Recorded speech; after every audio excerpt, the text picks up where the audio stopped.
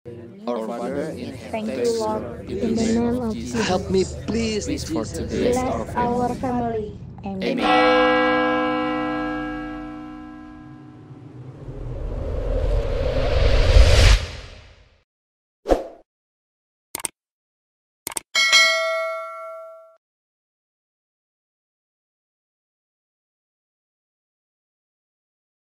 Saudara adalah orang yang sedikit rabun dekat, kayak ayam waktu jam 6 sore.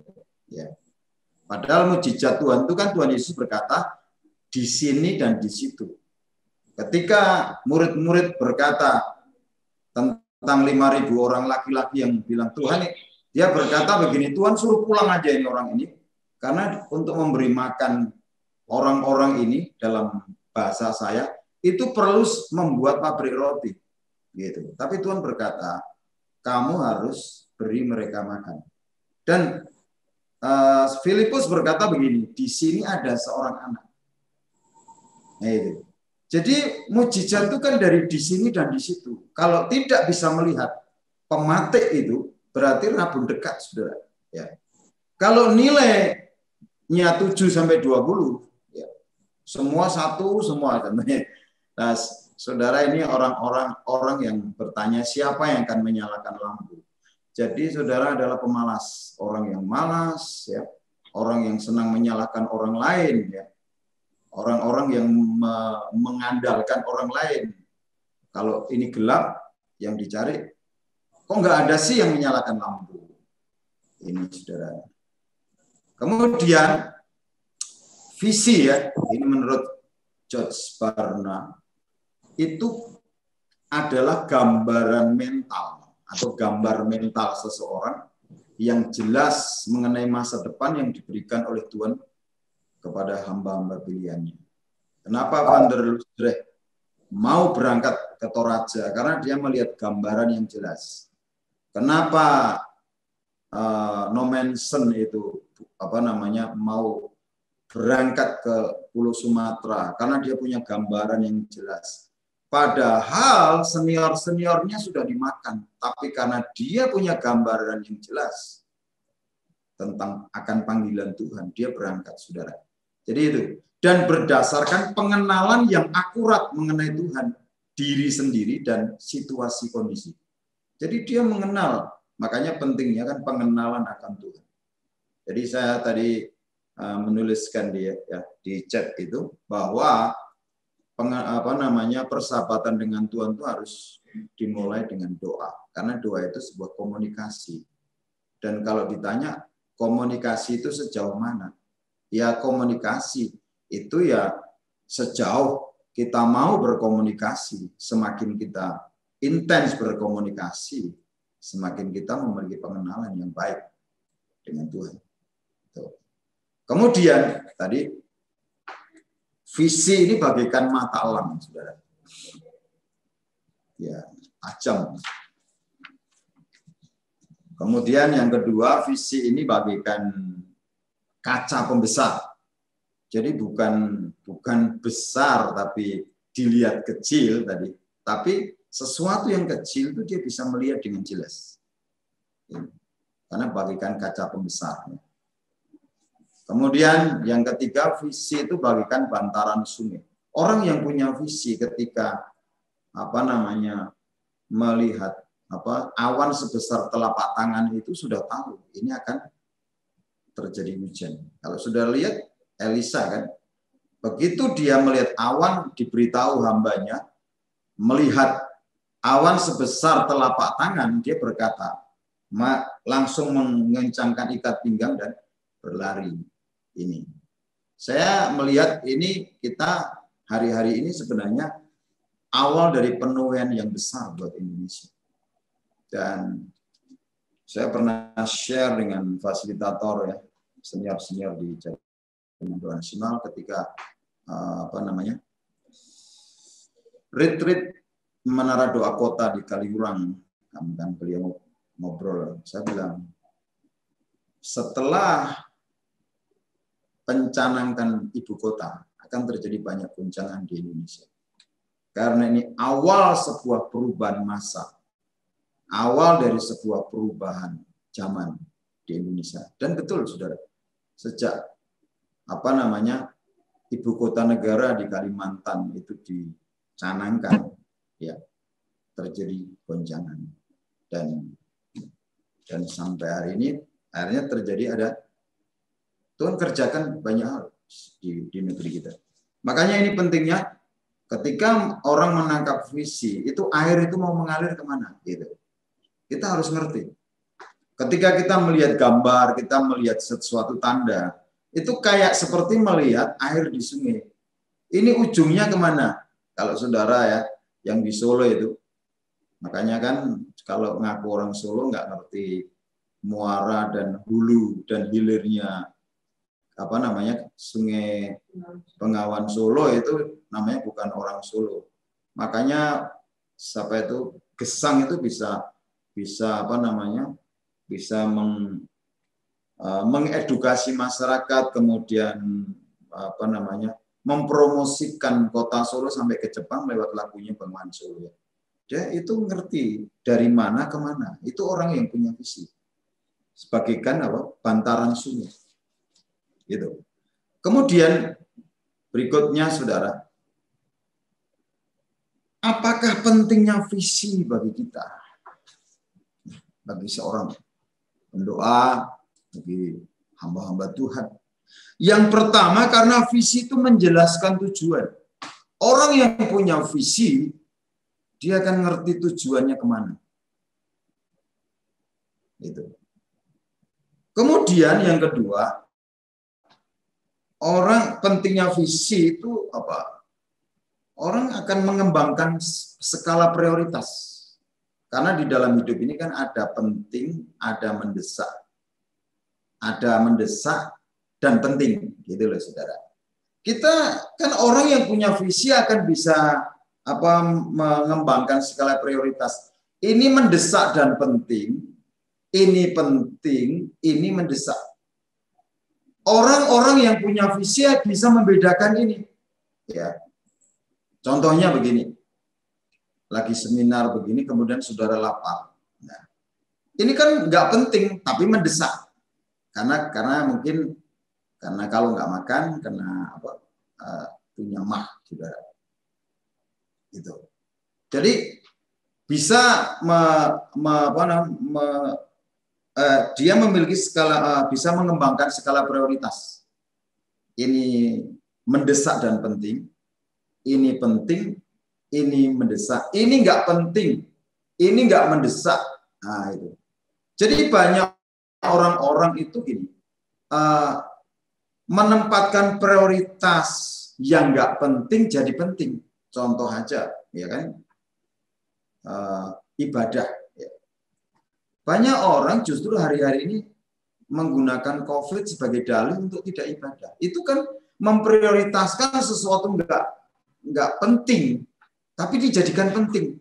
Karena apa? Dijadikan alasan, dijadikan dalih, saudara. Ini orang yang punya visi itu bisa mengembangkan prioritas dalam hidupnya. Karena apa? Tuhan Yesus mengajarkan tidak menggunakan kata insya Allah, ya kan? Makanya saya tidak tertarik kalau ada orang Kristen pakai insya Allah, gitu, saudara. Apalagi insya Yesus. Kapan Tuhan Yesus mengajari? Karena di dalam Kristus itu adalah ya dan amin. Ini, saudara. Kalau ya katakan ya, kalau tidak katakan tidak. Jadi jangan menggunakan standar ganda. Standar orang lain dipakai. Mari kita kembangkan prioritas ini. Karena ini penting sekali. Orang yang punya visi akan mampu mengembangkan prioritas-prioritas ini. Kemudian memiliki standar karena visi itu memberikan standar kesempurnaan. Ngerti arah, ngerti tujuannya, ya, sehingga dia bisa berkata tidak. Kemudian pentingnya visi itu menginspirasi pengharapan, memberi inspirasi.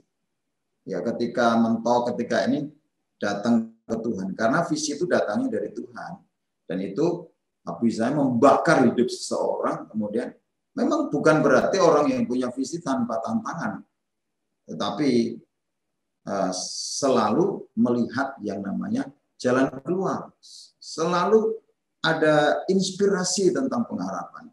Ya, karena apa? Visi itu sendiri menginspirasi dalam hidup. Orang yang memiliki visi itu pengharapan.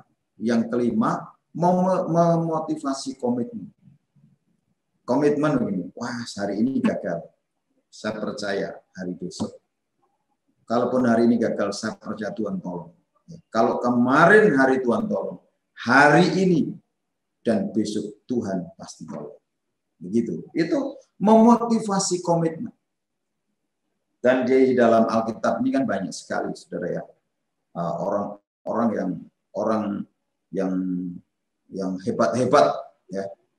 Karena contohnya Musa, saudara ya, dia sudah sampai ke Gunung Tabor diperlihatkan. Orang berkata Musa tidak masuk tanah perjanjian. Kelembutan hatinya, kelemah lembutan hatinya itu ternyata betul, saudara ya, di dalam perjanjian baru. Terus dia bersama dengan Tuhan Yesus. Kemudian, saudara, pentingnya memiliki visi yang berikutnya, ini ada 9.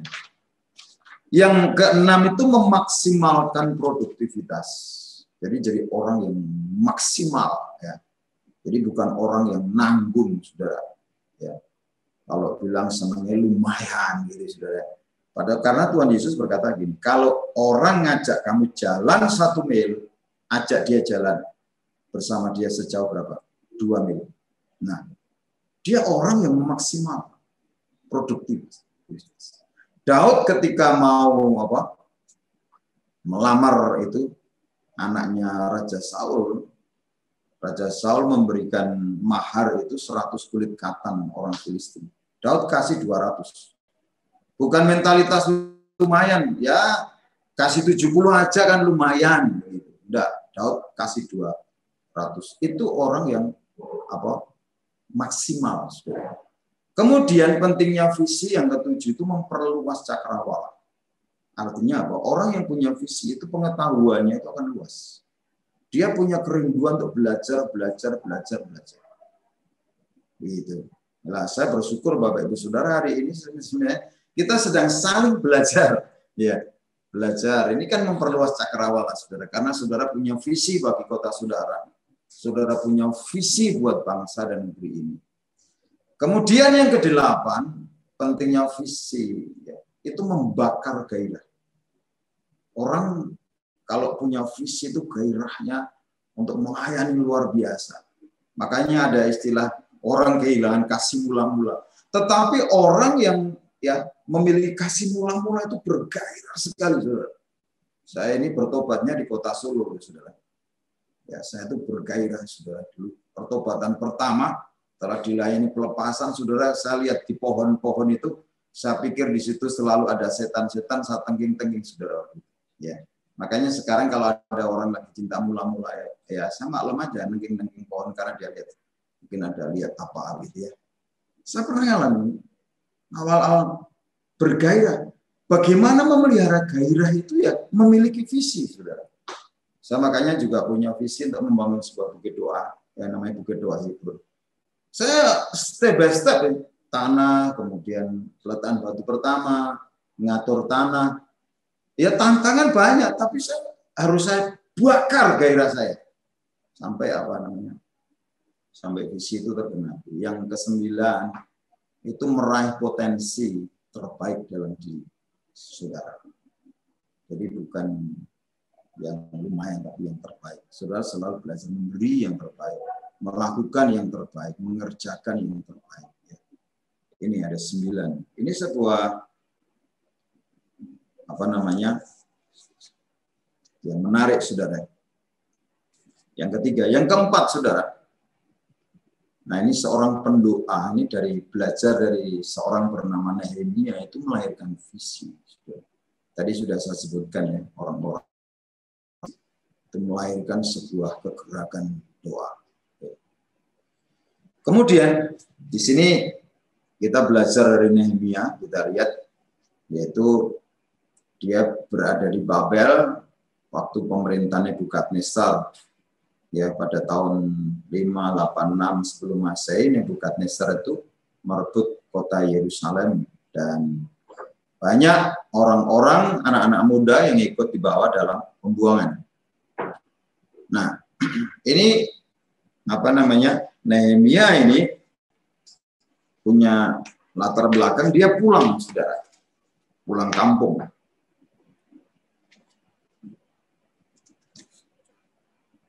Dan dia akhirnya menangkap visi untuk membangun kembali tembok-tembok. Makanya di sini kan ada 3 orang ini, Zerubabel membangun kembali Bait Allah, Esra memulihkan penyembahan, ya Nehemia membangun kembali tembok-tembok. Makanya begini, setiap orang ini, kita ini bukan superman, saudara.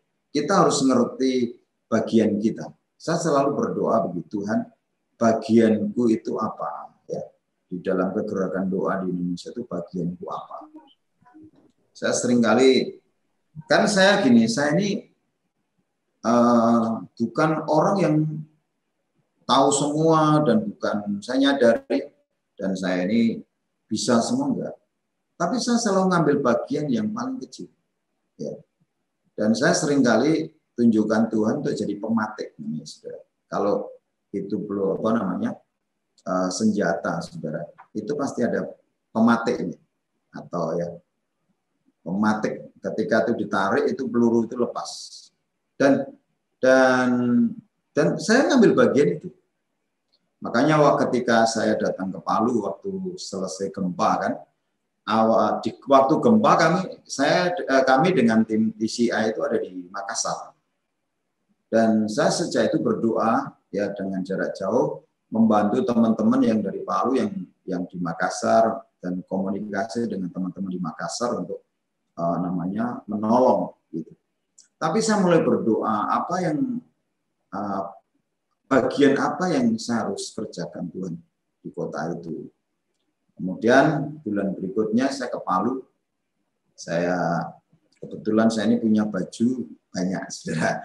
Saya punya baju api, punya baju jaringan doa. Jadi saya pakai api dulu dengan teman api. Kemudian setelah itu jaringan doa. Saya bilang sama beberapa teman pendoa, Mbak Tuhan, tolong kumpulkan nama Mbak Tuhan. Dan ternyata hari itu adalah awal kegerakan doa, awal kembali sebuah kegerakan doa sampai hari ini. Saya ingat itu hari Kamis dan saya bilang buat grup. Nah sampai hari ini grupnya masih ada, yaitu jaringan doa sekota. Dan saya sampaikan kepada koordinatornya, fasilitator regional, dan saya sampaikan Pak, dilanjutkan saja, segera dilantik, saya bilang gitu. Saya karena mengambil bagian saya, saudara. Saya tidak mengambil bagian orang lain. Ada bagian, ya kayak Nehemia itu ada bagian Nehemia, ada bagian Esra, ada bagian Zerubabel. Ini ada 6 langkah dalam proses kelahiran visi. Yang pertama, melihat. Makanya pentingnya seorang pendoa itu melihat. Kenapa kita doling, ya? Kenapa kita misi? Itu untuk melihat. Melihat kota itu, melihat daerah itu. Saya pernah satu kali ya Tuhan ke Sabang, karena saya ke Sabang dan saya melihat kota itu. Memang tapi saya ini bukan nerima mandat untuk membangun kota itu, tapi kan tadi di Sumatera itu saya dikasih mandat untuk melucuti raja-raja. Dan saya melihat kota itu dan ternyata pembangunan dibangunkan di pantai itu, dibangun fasilitas fasilitas untuk orang-orang yang di kota-kota lain. Tak lihat pemimpinnya ini tidak punya visi. Kenapa? Ini kan terikat dengan hukum syariat. Ngapain bangun pantai? Gitu kan, itu sama dengan hanya ingin membuang-buang dana pemerintah, gitu, dana APBD begitu. Saya bilang sama satu teman saya yang itu tidak lama ini. Wali kotanya akan masuk penjara, saya bilang gitu. Loh, saudara, tidak lama kemudian saya monitor terus, betul saudara. Kenapa? Dia nggak punya visi, hanya menghamburkan dana saja. Kan tidak perlu membangun fasilitas di pantai, di sana pakai bikini saja tidak bisa, orang malas ke pantai kan, apa mesti membangun lantai, kenapa tidak dipakai membangun fasilitas fasum yang berguna buat penduduk di situ. Nah, ini dimulai dari melihat. Mari kita pendoa-pendoa ini jangan mager, artinya malas gerak, saudara. Saudara kita ini kan harus dikasih mandat ya, pergilah ke seluruh dunia. Ya, ya dunia saudara, kalau saudaranya dunianya marketplace, ya saudara yang dilihat setiap hari itulah yang dilihat. Karena apa?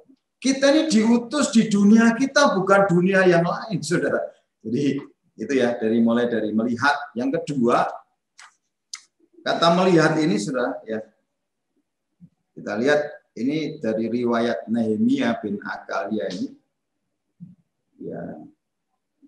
Dikatakan pada bulan Kislel tahun ke-20, ketika aku ada di Puri Sesan, datanglah Hanani, salah seorang dari saudara-saudaraku. Ini dari Nehemia 1 ayat 1 sampai 2. Dengan beberapa orang dari Yehuda, aku menanyakan mereka tentang orang-orang Yahudi yang terluput, yang terhindar dari penawanan, dan tentang Yerusalem. Ya. Nehemia itu melihat dari mata orang lain. Gitu. Jadi sebagai seorang pendoa begini, saudara. Kita ini kan tidak harus begini loh, saudara. Untuk mengetahui dalamnya laut kan tidak perlu menyebur, saudara ya. Kita harus pakai hikmat, makanya pentingnya ya hikmat. Ini Nehemia, ini melihat kota Yerusalem ya. Dia bertanya lewat mata orang lain. Dia bisa melihat kotanya Yerusalem lewat mata orang lain. Ketika dia kedatangan temannya yang namanya Hanani, saudara. Gitu. Ini melihat dari orang lain, saudara. Kata mereka kepadaku, orang-orang yang masih tinggal di daerah sana, ya, yang terhindar dari penawanan ada dalam kesukaran besar dan dalam keadaan tercela. Tembok Yerusalem telah terbongkar dan pintu-pintu gerbangnya telah terbakar. Ini informasi dari Hanani. Jadi seorang pendoa itu harus menerima informasi dari sumber yang akurat. Makanya kan kadang-kadang saya ini rotok enek bahasa saya, saudara, di grup-grup doa. Itu semua isinya berita hoax, kata ini, kata ini. Ada yang bilang ini hubungi nomor ini kalau ada saudara yang ini. Saya kemudian hubungi ini dokter di rumah sakit A gitu ya. Saya tanya sama orang yang kasih informasi. Kebetulan biasanya yang mudah broadcast, mudah copy paste itu perempuan, saudara. Ya. Ini banyak korban ya. Dan saya tanya, Bu, minta maaf ya. Apakah Ibu sudah menghubungi nomor yang dimunculkan di grup itu? Ya tolong Pak Bambang yang menghubungi. Loh, saya pikir ini kok saya jadi sakit kepala, saudara, lihat orang-orang begini. Jadi mudah sekali tidak menerima informasi dari sumber yang akurat, dia sudah forward kemana-mana, saudara, ya kan? Kemarin juga ada di grup saya ini, di grup dari EHC, Every Home for Christ, saudara. Saya kan ada di situ, makanya saya ada buku ini, ya biasanya saya kasih oleh-oleh untuk fasilitator, saudara ya. Ini, saudara. Ini dari EHC ini, dari Dick Eastman ya, pedoman seorang penjaga mendoakan janji-janji Allah. Ini saudara. Ini bukunya seperti ini. Ya. Jadi saya seringkali untuk hadiah para fasilitator ya, teman-teman penggerak doa, kemana saya bawa tamu hadiah. Saya ke Solo tak kasih hadiah, ya ke Seragen saya bagi begitu, saudara. Kenapa? Ini bahaya sekali hari-hari ini. Orang nggak melihat, ya, tidak menerima informasi dari sumber yang akurat disampaikan, saudara. Kemarin apalagi ini menyangkut hamba Tuhan besar yang malah tulisnya gini, RIP itu. Saya bilang ini barusan chatting dengan saya bilang itu sudah di RIP-kan. Wah, saya bilang ya kita ini saudara sering kali ya gampang terhasut oleh berita-berita. Coba belajar dari Nehemia itu, terima dari sumber yang akurat, saudara. Kemudian saudara, berikutnya, visi ini dilahirkan di dalam pengalaman dengan Tuhan. Dan didasarkan atas suatu kebutuhan. Nehemia ini ketika mendengar, ya, melihat dari informasi yang akurat ini, dia mulai punya beban. Dia berdoa. Kemudian dia melihat tentang suatu kebutuhan. Ya. Kemudian dia merasakan, dia menangis. Karena ini beban yang Tuhan taruh dalam diri Nehemia. Ketika ini dia sudah merasakan, maka dia berkata begini, saudara. Ketika aku dengar berita ini, duduklah aku menangis dan berkabung selama beberapa hari. Ini. Jadi ini proses visi ini dari melihat. Kemudian dia merasakan. Yang kedua, dia berkabung beberapa hari. Pernahkah saudara berkabung buat kota saudara? Ya namanya saudara ya. Makanya seorang pendoa ini kan kadang-kadang mengalami yang namanya keresahan ilahi. Malam seharusnya orang pada tidur jam 2, jam setengah 3 dibangunkan, merasakan sesuatu sesak gitu. Ketika ternyata mendengar berita, keadaan, ya. Ini namanya apa? Ada maksud sebenarnya lewat ini.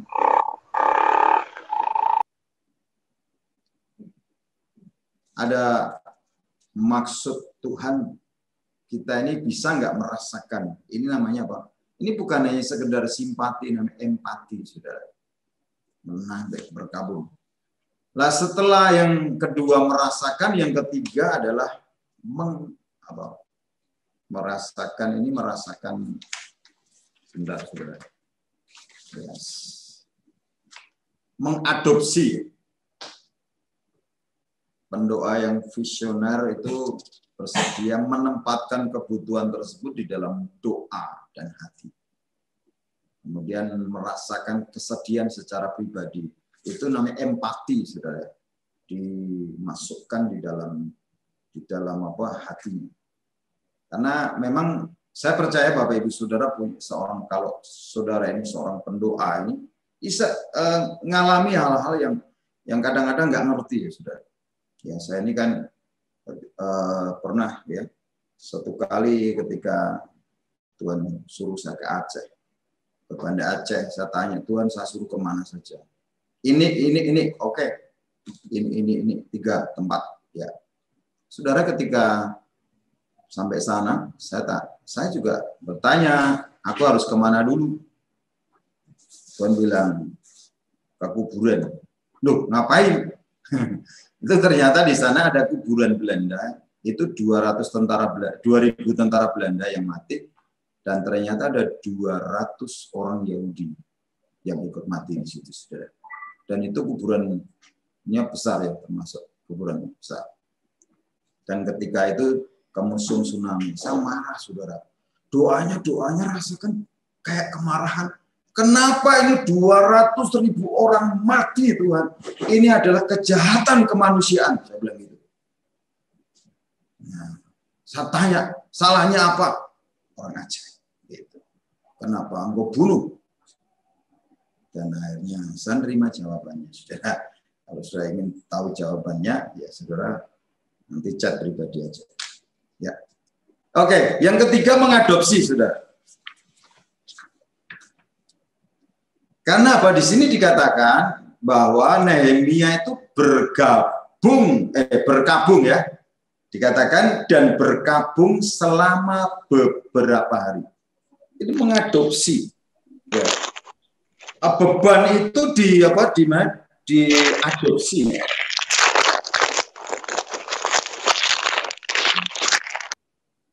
Makanya Bapak Ibu Saudara, Tuhan tuh menaruh beban itu kepada hamba-hamba yang dipilih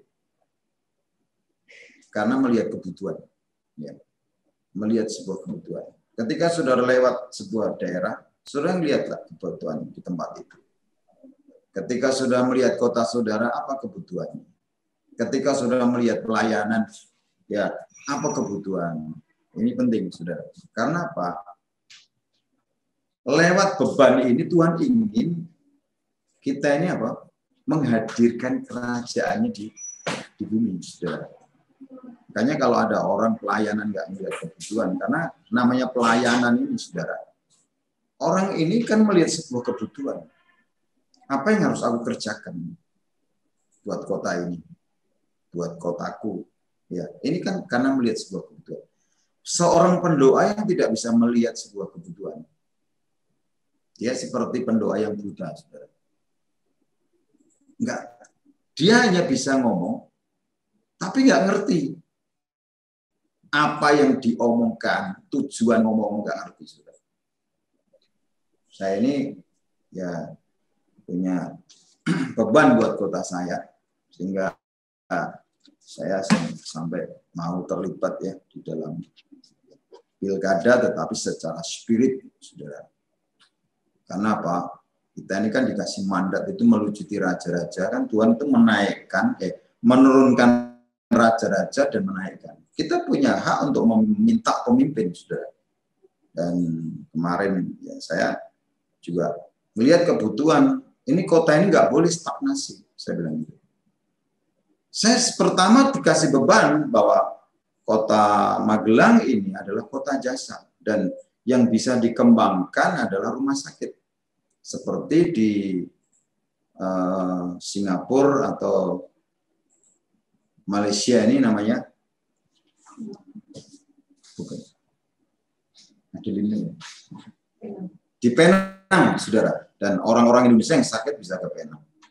Karena makanya di Magelang itu dulu kan sempat terkenal rumah sakit menjadi rumah sakit rujukan. Tapi ini harus pemimpin yang harus mengeksekusi. Makanya begitu ada apa, seorang anggota dewan yang tanya sama saya, Pak, apakah kami bisa menang ini? Bisa. Gitu. Caranya gimana? Head to head. Betul, akhirnya ini yang mencalonkan diri ini dokter.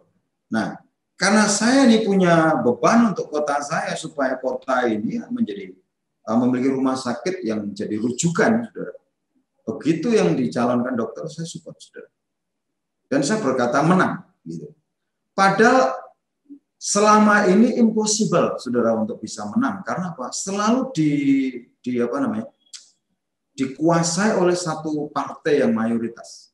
Tapi saya berkata head to head, dan ternyata betul head to head, saudara. Begitu head to head, hari H saya dikasih tahu. Ya, malam sebelum pilkada, saya ajak ini anggota dewan itu untuk doa keliling kota. Dia masih tanya, Pak Pendeta bisa menang nggak? Saya bilang menang. Saya gitu. Pegang perkataan saya, pasti menang. Betul, menang, saudara. Nah, kenapa? Ini melihat sebuah kebutuhan, saudara. Dan akhirnya ini sebentar lagi sudah dilantik, saudara. Jadi pendoa-pendoa ini kita diberikan otoritas, apa yang kamu ikat di bumi terikat di surga, yang apa yang kamu lepaskan di bumi terlepas di surga, saudara. Kita punya otoritas untuk melucuti raja-raja. Jangan ngikuti kata mereka, saudara. Ya. Kemudian yang keempat adalah beban. Ya, kalau saudara ingin bertumbuh, saudara harus mengadopsi beban itu. Kemudian saudara bayar harga. Ya, di yang keempat ini di Nehemia 1 ayat 4 dikatakan, aku berpuasa dan berdoa. Kita lihat. Kehadirat Allah semesta langit. Kan hari-hari ini banyak hamba-hamba Tuhan, banyak pendoa itu sudah asing dengan kata berpuasa. Ini, saudara. Tetapi orang yang punya beban dan mau mengadopsi tanggung jawab itu di hadapan Tuhan, dia harus berani bayar harganya. Yang pertama, aku berpuasa. Saudara, kalau saya tanya, saudara pernah puasa apa? Ya kan? Saya gini ditanya, Pak pernah puasa apa? Saya bilang gini, puasa 3 hari 3 malam biasa, 7 hari biasa, 21 hari biasa, ya kan? Puasa Daniel itu 40 hari pernah, saudara, begitu. Karena memang kadang-kadang Tuhan itu ketika kita dikasih beban itu larinya apa? Puasa, doa puasa. Di situ, saudara. Makanya kalau saudara ingin up next level ya, mengalami di upgrade ya, nah, saudara bukan di pendoa yang hanya curhat sama Tuhan saja, saudara harus berpuasa, saudara. Ini nanti kan nih Rabu depan gitu ada kan materi yang disampaikan Pak Johnson itu kan berpuasa. Saudara kalau perlu ya nanti Rabu depan kita berpuasa sama-sama. Amin. Ya, saya percaya saudara oke lah gitu. Karena apa saudara? Beban ini melahirkan visi-visi yang besar. Dan ketika saudara dan saya ini memiliki beban itu kita menjadi gairah. Karena beban itu menyediakan gairah bagi visi saudara. Kemudian mandat buat saudara, ya kan? Nanti yang kelima itu adalah percaya saudara dapat memenuhi. Ini ada satu pertanyaan, mandat buat saudara. Apakah saudara memiliki perasaan yang kuat atas sesuatu kebutuhan yang Tuhan inginkan supaya saudara yang memenuhi kebutuhan itu? Ini saudara, kadang-kadang kita ini kan kayak keledai beban ya kan, namanya hamba itu harus dipaksa taruh beban. Dan kalau tahun ini kalau menurut kalender Cina itu adalah tahun kerbau kerbau. Ya. Kerbau itu bicara tentang hamba. Jadi dia ini tanggung jawabnya menyelesaikan tugas dan tanggung jawabnya. Jadi kerbau itu kalau disuruh membaca itu ya sampai selesai, tanah harus sampai selesai. Begitu. Kerbau itu pakai baca. Akan sekarang kita ini banyak kehilangan ya di gereja-gereja lokal itu orang-orang yang punya loyalitas memulai dan menyelesaikan begitu, saudara. Selalu kalau dia patah semangat atau kecewa kan jawabannya rohani. Kan ada yang yang menanam, ada yang menyirami gitu, saudara. Dia katanya yang menanam, terus orang lain yang menyirami. Padahal dia karena berhenti itu karena kecewa, saudara. Ini pertanyaan yang menarik. Apakah saudara memiliki perasaan yang kuat atas sesuatu kebutuhan yang Tuhan inginkan supaya saudara yang memenuhi kebutuhan itu? Ini mandat buat saudara. Ya. Sehingga lewat. Kemudian yang kelima, saudara ya. Saudara harus punya ini langkah yang kelima. Jadi yang pertama tadi adalah melihat, yang kedua merasakan, yang ketiga mengadopsi, yang keempat mengambil beban, yang kelima saudara harus percaya bahwa saudara dapat memenuhi tanggung jawab ini. Karena begini saudara ya, tindakan memenuhi kebutuhan ini penting. Kayak waktu Tuhan Yesus memberikan mukjizat, memberi makan 5.000 orang laki-laki dan selebihnya anak-anak dan perempuan. Tuhan berkata kepada Filipus, kamu harus memberi mereka makan. Loh, Tuhan pakai kata harus, saudara. Kamu harus beri mereka makan. Gitu. Nah ini penting. Karena apa?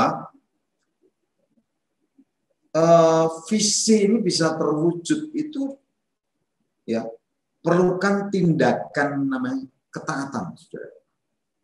Memerlukan tindakan ketaatan. Memerlukan tindakan dengan iman. Dan kita mengakui bahwa Tuhan itu turut bekerja dalam segala hal. Mengakui kuasa Tuhan. Aku percaya Tuhan akan menyelesaikan bagiku. Kemudian tindakan memenuhi kebutuhan itu mensahkan ya, kapasitas Anda, kapasitas saudara, akuntabilitas, kualitas saudara kepada Tuhan dan orang lain. Karena ketika saudara bisa memenuhi kebutuhan itu menyelesaikan, orang lain kan melihat bahwa saudara ini orang-orang yang berkualitas. Kemudian yang keenam, ini yang terakhir saudara. Karena setelah ini ada waktu, saudara bisa tanya jawab lebih menarik ya. Yang keenam itu tindakan awal. Jadi Saudara punya impian, punya visi besar itu percuma kalau saudara tidak bertindak. Karena firman Tuhan berkata apa? Iman tanpa perbuatan pada dasarnya adalah mati. Apa tindakannya, saudara? Tadi saya sempat ngobrol dengan satu fasilitator MDK. Saya bilang, ibu yang menerima mandat dari Tuhan, mulai berdoa. Apa yang harus dikerjakan? Sama seperti sekolah doa di Solo Baru, di Solo Raya ini MDK. Ya. Ini dimulai dari kerinduan ya, seorang fasilitator dan membuat tindakan, yaitu apa? Yang pertama, doa. Ya berdoa. Gimana caranya ya, untuk mengupgrade rekan-rekan pendoanya? Ya mulai didoakan dulu. Karena tindakan awal ini doa. Jadi doa. Kalau belum jelas, puasa. Yang kedua, mengambil langkah iman yang beresiko, saudara. Karena kalau di dunia ini kan banyak kan orang cari aman, ya. Banyak orang itu pencari damai. Padahal Tuhan berkata bahwa kita ini adalah pembawa damai, bukan pencari damai. Kayak seperti ini orang murid Tuhan Yesus yang menjadi pembuat sejarah. Zaman waktu itu Jackie Chan belum ada kan, saudara ya, yang berjalan di atas air. Petrus berkata, kalau engkau Tuhan, suruh aku berjalan di atas air. Dia mengambil langkah iman yang beresiko, saudara. Resikonya mati, saudara. Kalau kita lihat ya, orang-orang yang punya visi itu mengambil langkah yang beresiko. Esther ketika diberitahu oleh Mordekai tentang ini, ya dia mengambil langkah iman yang beresiko. Begitu dia dengar berita dari Mordekai, dia berkata, dikumpulkan dayang-dayang dan berkata begini. Dia berkata menjawab pernyataan dari orang suruhan Mordekai, sungguh pun bertentangan dengan undang-undang. Kalau terpaksa aku mati, biarlah aku mati. Ini Esther seorang wanita loh, saudara. Usianya belum 30 tahun, saudara. Masih usia muda, tapi dia berani ngambil sebuah resiko. Sungguh pun bertentangan dengan undang-undang. Kalau terpaksa aku mati, biarlah aku mati. Paulus juga sama berkata, hidup bagiku Kristus, mati adalah keuntungan. Ada banyak orang-orang yang tokoh-tokoh yang tokoh-tokoh pilihan Tuhan, dia berani ngambil sebuah resiko. Kemudian yang ketiga, berpindah dari area pribadi kepada area publik. Ya, saya cerita sedikit. Ketika saya memulai masuk di jaringan doa nasional, ya, saya dengan teman saya tadi yang menyampaikan pertama, Pak Samuel Roy. Dia sampaikan gini, kita harus berpindah dari area pribadi ke kota, Pak. Ya. Dari gereja lokal kemudian ke kota, memikirkan kota dan bangsa. Dan saya bersyukur sudah ketika saya masuk ya ke gerakan ini, ada 4 cabang-cabang itu sudah saya lepas semua, sudah gereja lokal. Karena apa? Saya akan menjadi masalah ketika saya datang ke sebuah kota kalau saya ini masih punya ambisi untuk membuat gereja lokal. Saya harus berpindah dari area pribadi kepada area publik, kepada berpikir tentang bangsa negara, kemudian tentang kota saya. Gitu. Jadi memang ini ngambil ini sesuatu mungkin buat orang ya nggak bisa, ini memang bisa. Makanya saudara, orang-orang yang berada di dalam gerakan doa, ya, itu orang-orang yang sudah beralih dari ambisi pribadinya. Gerejaku, itu dari kata gerejaku sudah berpindah kepada kotaku, kepada bangsaku, kepada negeriku, ini saudara. Jadi bukan wilayah pribadi lagi, saudara. Kemudian yang keempat, ini tindakan awalnya bergerak memenuhi tujuan hidup yang lebih besar. Dan saya tahu ya semakin tujuan Tuhan besar dalam hidup seseorang itu harga yang harus dibayar itu semakin besar. Semakin pohon itu naik, tiupan angin semakin besar. Dan ini diperlukan tindakan, saudara. Ada harga yang harus dibayar. Kemudian yang terakhir nih sebelum nanti saya akan buka, karena saya akan memberi ruang yang lebih banyak untuk sharing dan tanya jawab, saudara. Jika saudara dapat menjawab pertanyaan di bawah ini, pertanyaan apakah tujuan hidupku, apakah visiku, dan saudara bisa menjawab dengan jelas, benar, maka kehidupan saudara mulai hari ini akan bergairah.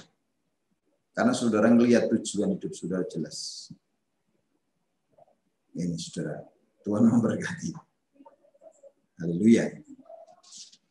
Baik, Bapak Ibu Saudara ya, kita punya waktu 1 jam plus ya. Karena waktu saya ini ya 1 jam plus. Jadi Bapak Ibu Saudara, kalau ada pertanyaan-pertanyaan, nanti saya yang akan memandu dan dibantu sama Pak Andi. Nanti yang perlu dijawab Pak Johnson ya Pak Johnson ya. Kalau ada pertanyaan-pertanyaan yang belum terjawab kan kita masih bertemu 3 kali pertemuan lagi di depan. Jadi saya akan cari orang pintar. Karena saya juga bukan orang yang serba bisa menjawab, saudara. Dan Pak Johnson sama kita ini sama-sama hamba. Nanti waktunya kan sampai jam 4 ya. Iya. Pak Bambang, ya. Ada pertanyaan lewat chat Pak Bambang tadi. Ya, apa? Di sesinya Pak Johnson sebenarnya. Ya. Ini dari Lydia Astrid yang bertanya, Shalom Pak, mau tanya, untuk doa peperangan itu kita mengintai baru perang? Ini, tunggu sebentar pertanyaannya. Untuk doa peperangan itu kita mengintai baru perang. Tanda tanya. Oh iya.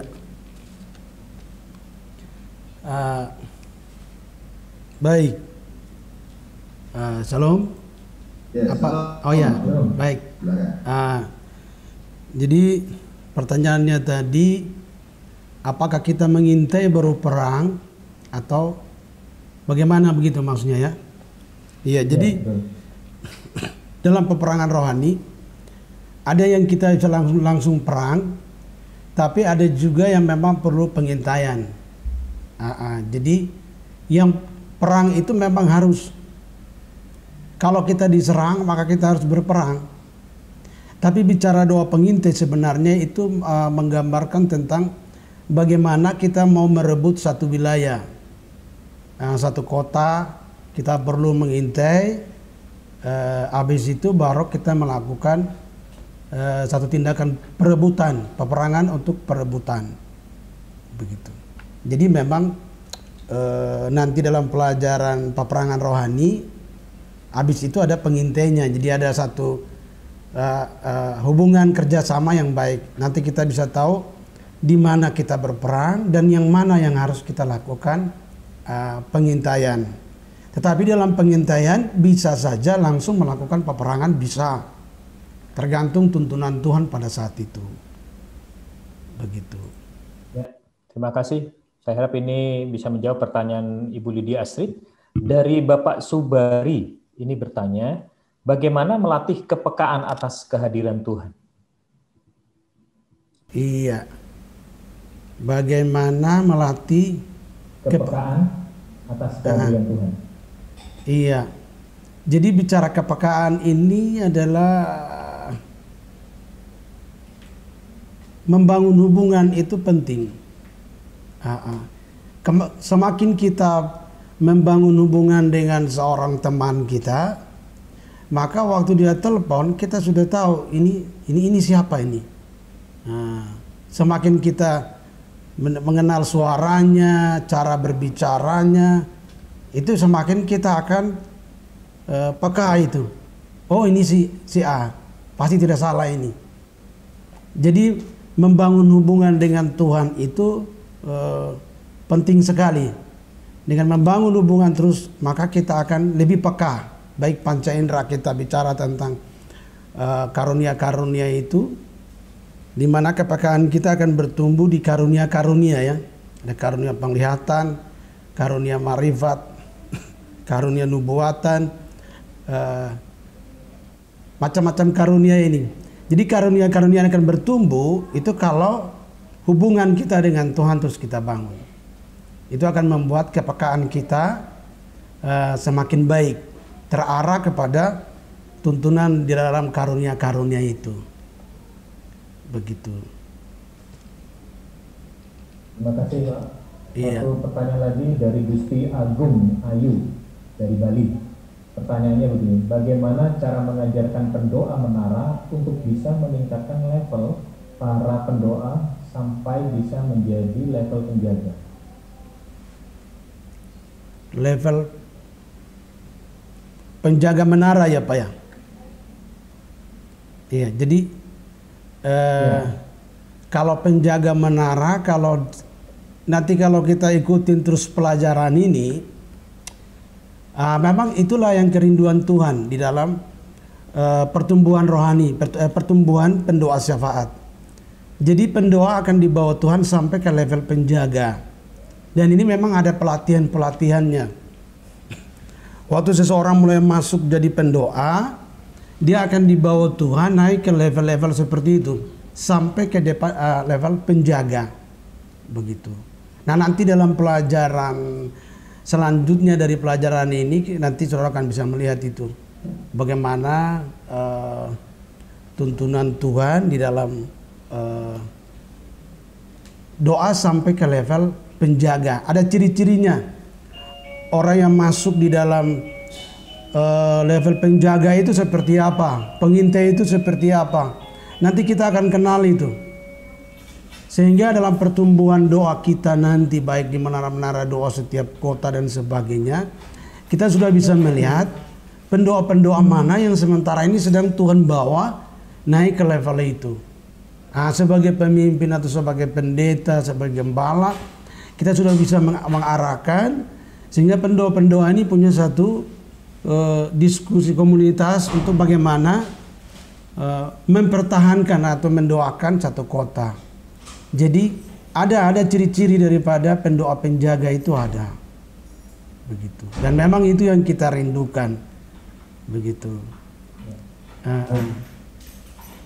Terima kasih Pak. Baik. Mungkin saya. Jadi ini ada satu pertanyaan lagi Pak, nyata Pak. Oh ya baik. Ini masih bisa kan? Sebenarnya ada dua, cuman yang satu ini nanti mungkin yang terakhir saya tanyakan. Karena menyangkut dengan ada 5 bentuk itu yang Bapak sampaikan tadi, kan baru disampaikan 3 tentang doa syafaat itu Pak, tentang doa. Oh, nah, iya. Ini pertanyaannya begini Pak, bagaimana caranya kita bisa membentuk tim yang punya visi yang sama padahal kita berbeda gereja dan jam doa yang berbeda? Bagaimana melahirkan visi dari doa kota sehingga semua pendoa punya visi yang sama? Ini saya jawab nih Pak. Ya, silakan Pak. Ya, karena ini kan fasilitator ya. Ya. Ini seringkali banyak orang kebalik-kebalik. Jadi begini, jangan bentuk tim dulu, tapi ikuti visi dulu. Karena apa? Kalau kita di JDS itu mengikuti visi, itu JDN. Jadi nanti Tuhan akan membawa orang yang punya visi yang sama. Karena kalau bicara tentang jaringan doa, itu visinya adalah membawa doa dalam kesatuan. Sama dari visi JDN itu berdoa dalam kesatuan. Jadi memang begini, Tuhan Yesus sendiri kan juga tidak memaksa antara kambing dengan domba kan, dan kambing akan kumpul kambing, domba akan kumpul domba. Kalau orang itu ya tidak punya visi buat kotanya, mau diajak doa buat kota ya susah. Tetapi mulailah dari diri sendiri, mulai berdoa buat kota, nanti Tuhan akan kirimkan orang yang punya visi yang sama. Ketika saudara memulai, ya saudara bagikan namanya visi itu. Apa yang saudara kerjakan, share kan. Karena kan tadi sudah dapat, ya kan, orang yang punya visi pertanyaan itu adalah membagikan pertanyaan keberapa, ketiga ya. Jadi kebagikan ke orang-orang dekat, orang-orang di area otoritas saudara, orang-orang yang juga dekat dengan saudara. Bagikan visi saudara, apa yang sedang saudara kerjakan hari itu, dan apa yang saudara gumulkan. Karena kita tidak supaya tidak kontraproduktif lah bahasanya kan. Karena di sini pertanyaan kan bagaimana caranya kita bisa membentuk tim yang punya visi yang sama, gitu. Jadi karena orang-orang ya kita lihat pelayanan Tuhan Yesus kan dari diri sendiri, baru ketemu orang dibagikan visinya. Oke, kan ada banyak orang yang tidak ikut, ya enggak masalah, begitu. Itu mungkin itu Pak siapa ya, Henry Tarigan ya. Ibu Henny Tarigan. Oh ibu ya, oh Bu Henny ya, Ibu Henny. Ya.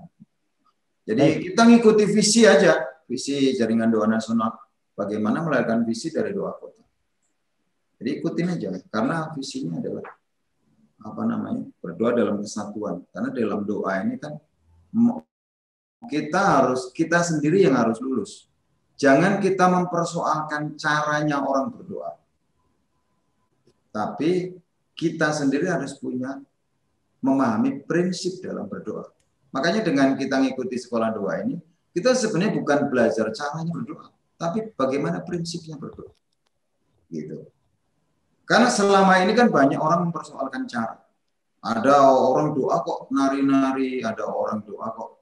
Jadi yang satu terganggu, akhirnya jadi masalah. Sudahlah, ya. Orang itu kan punya cara masing-masing. Kayak orang makan itu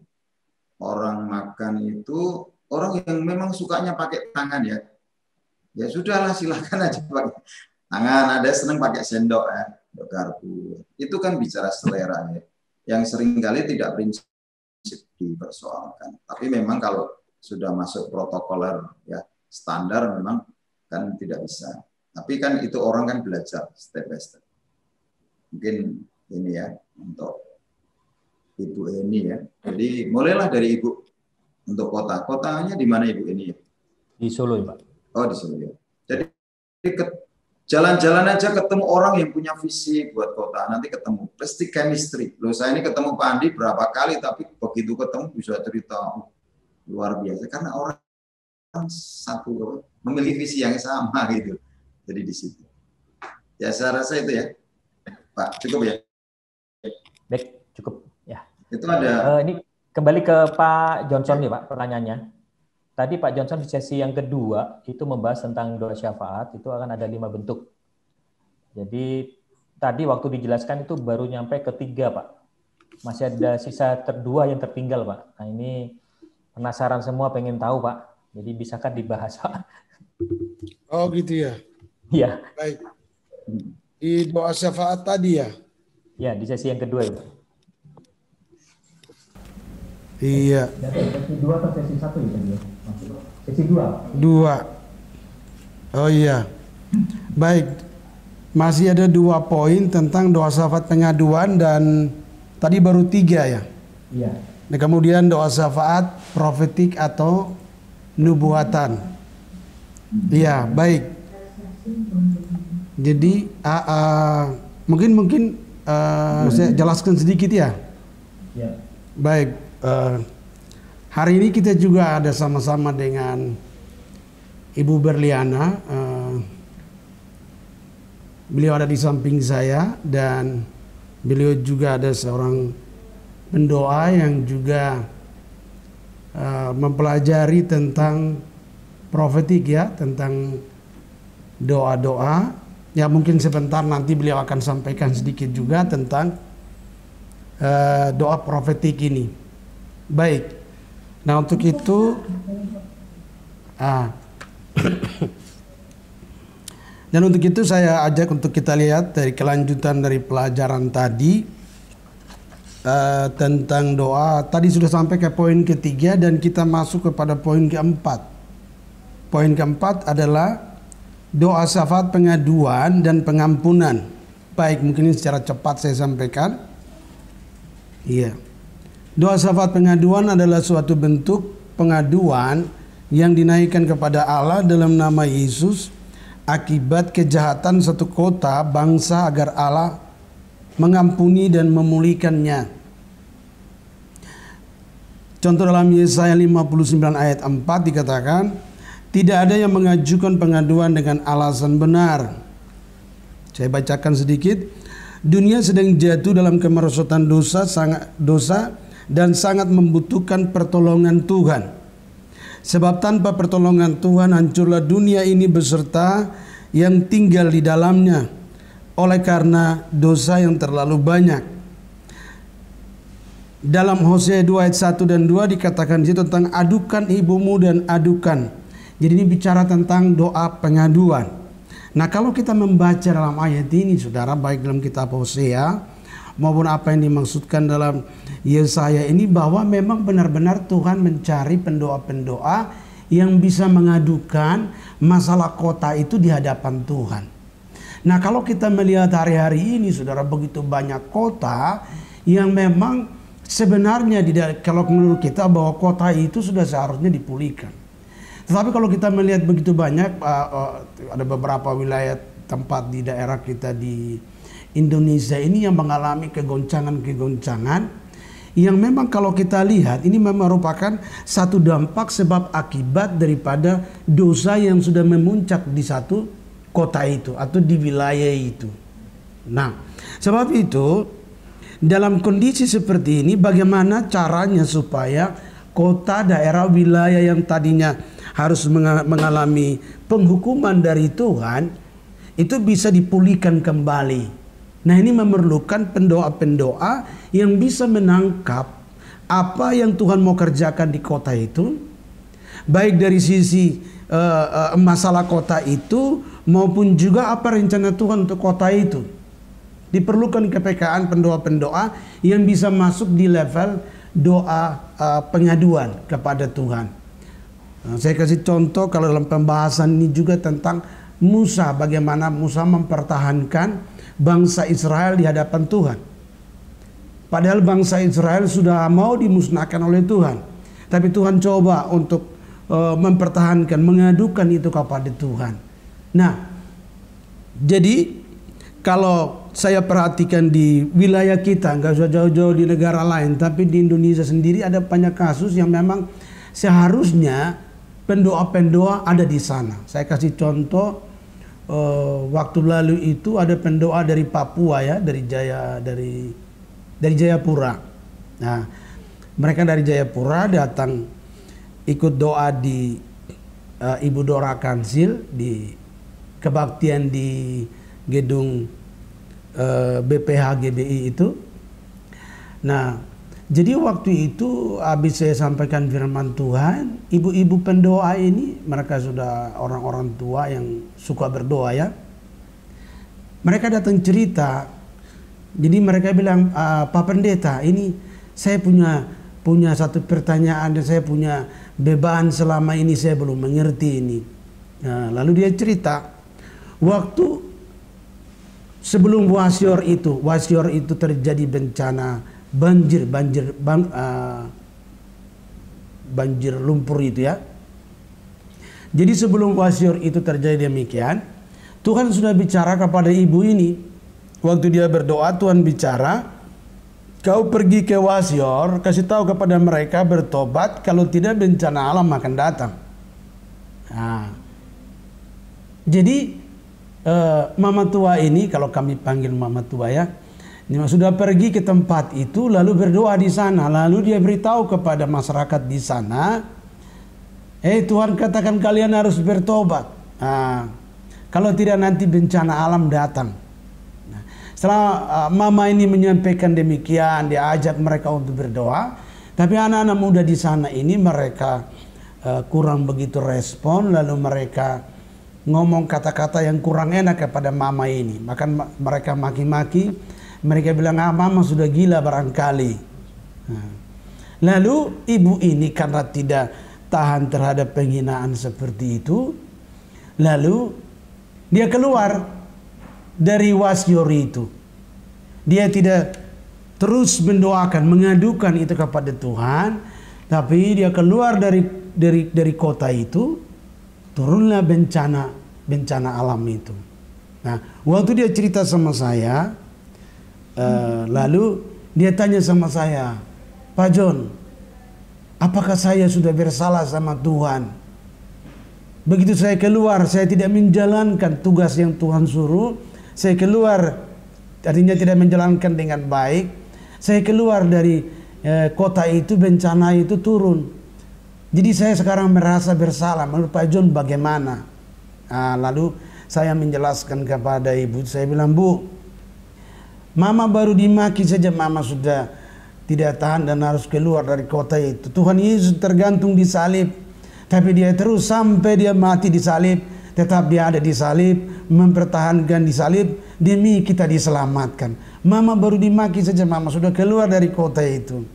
Lalu dia tanya, terus bagaimana? Seharusnya Mama tetap ada di situ dan berdoa bagi kota itu, kecuali Tuhan suruh Mama keluar dari kota itu. Itu lain ceritanya.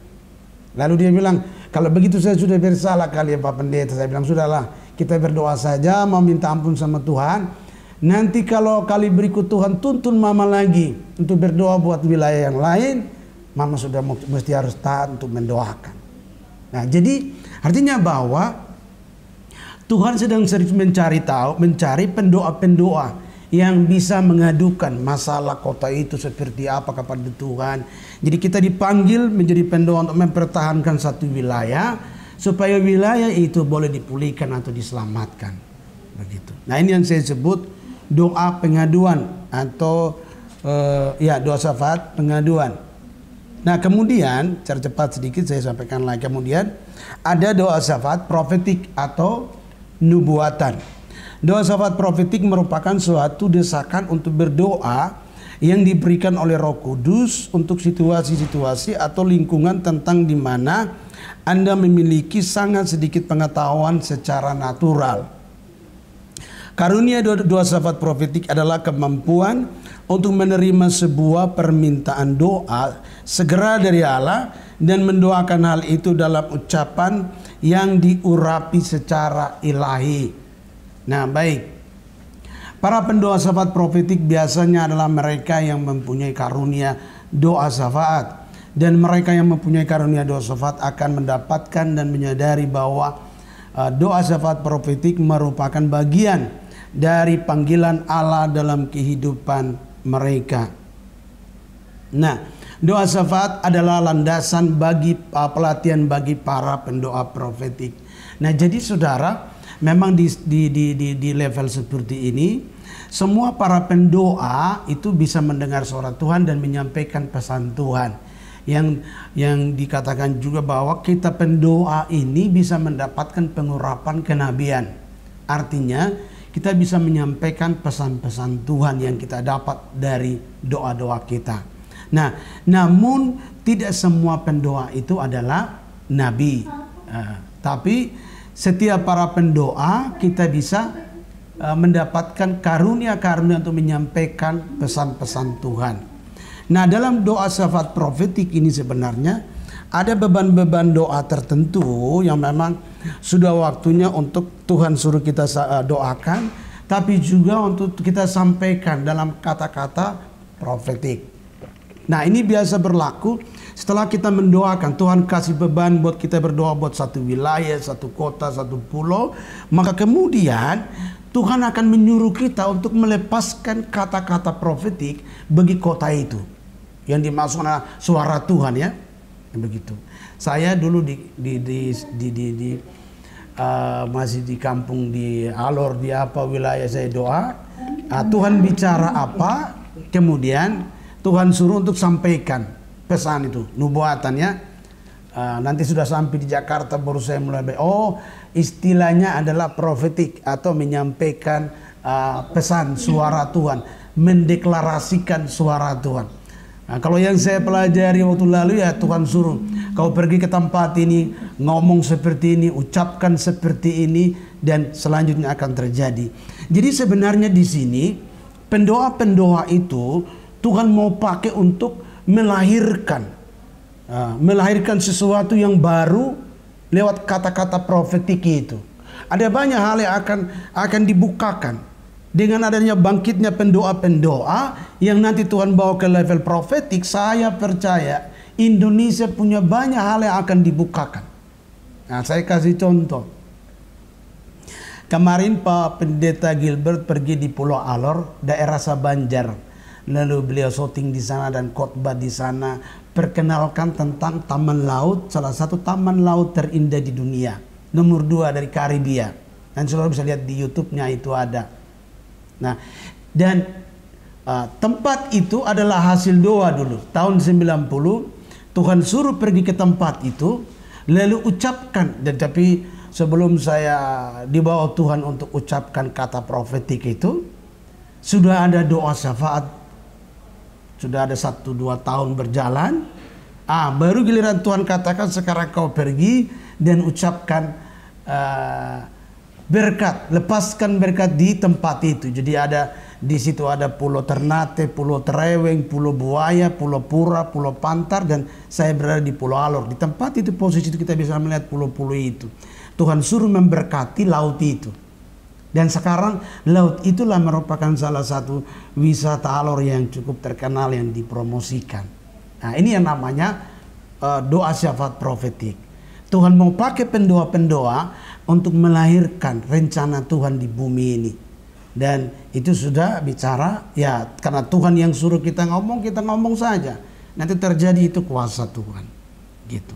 Nah, saya akan minta Ibu Berliana untuk mungkin sampaikan sedikit tentang gambaran profetik dan sebagainya. Ibu perkenalkan dulu. Shalom, nama saya Berliana. Saya udah lama kenal sama Pak John, bahkan sempat dibimbing Pak John juga. Dan saya bersyukur istilahnya dapat kesempatan untuk belajar lebih ya mengenai profetik, mengenai bagaimana bergerak dalam profetik dan bagaimana firman Tuhan berkatakan karunia nabi tunduk pada nabi. Tapi kebanyakan kita istilahnya yang lebih-lebih yang saya alami ya, dan yang saya tahu banyak di sekitar saya, karena saya banyak terhubung dengan para pendoa syafaat dan teman-teman sekitar, bahwa bukannya kita yang mengatur karunia-karunia itu, tapi terbalikan ya, kita itu yang di abuse istilahnya dengan karunia-karunia itu gitu ya.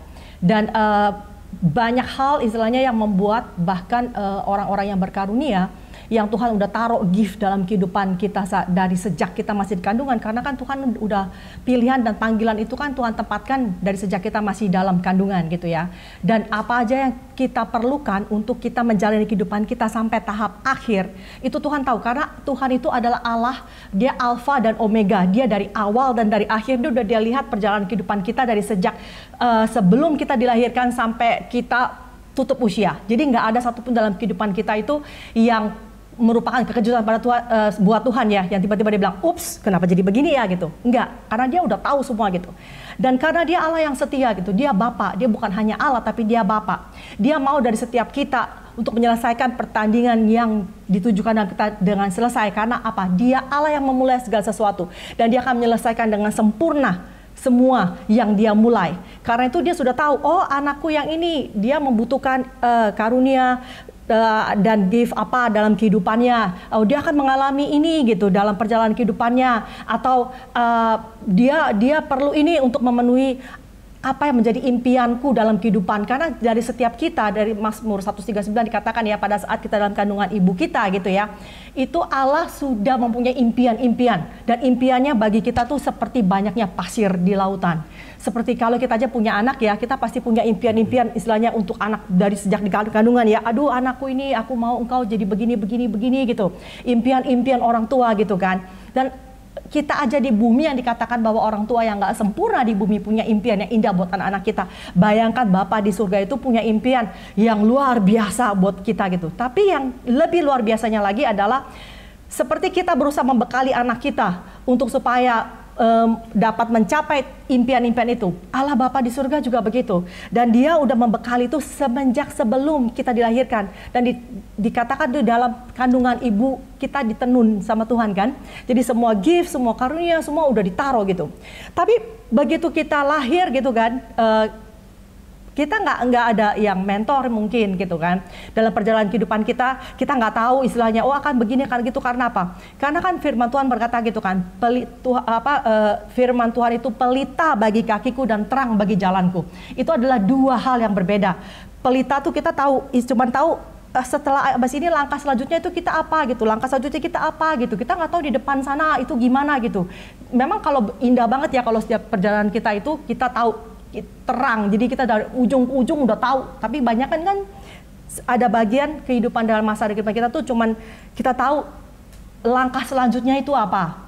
Begitu kita melangkah dengan iman, terus langkah selanjutnya baru dibukakan langkah selanjutnya itu apa gitu kan.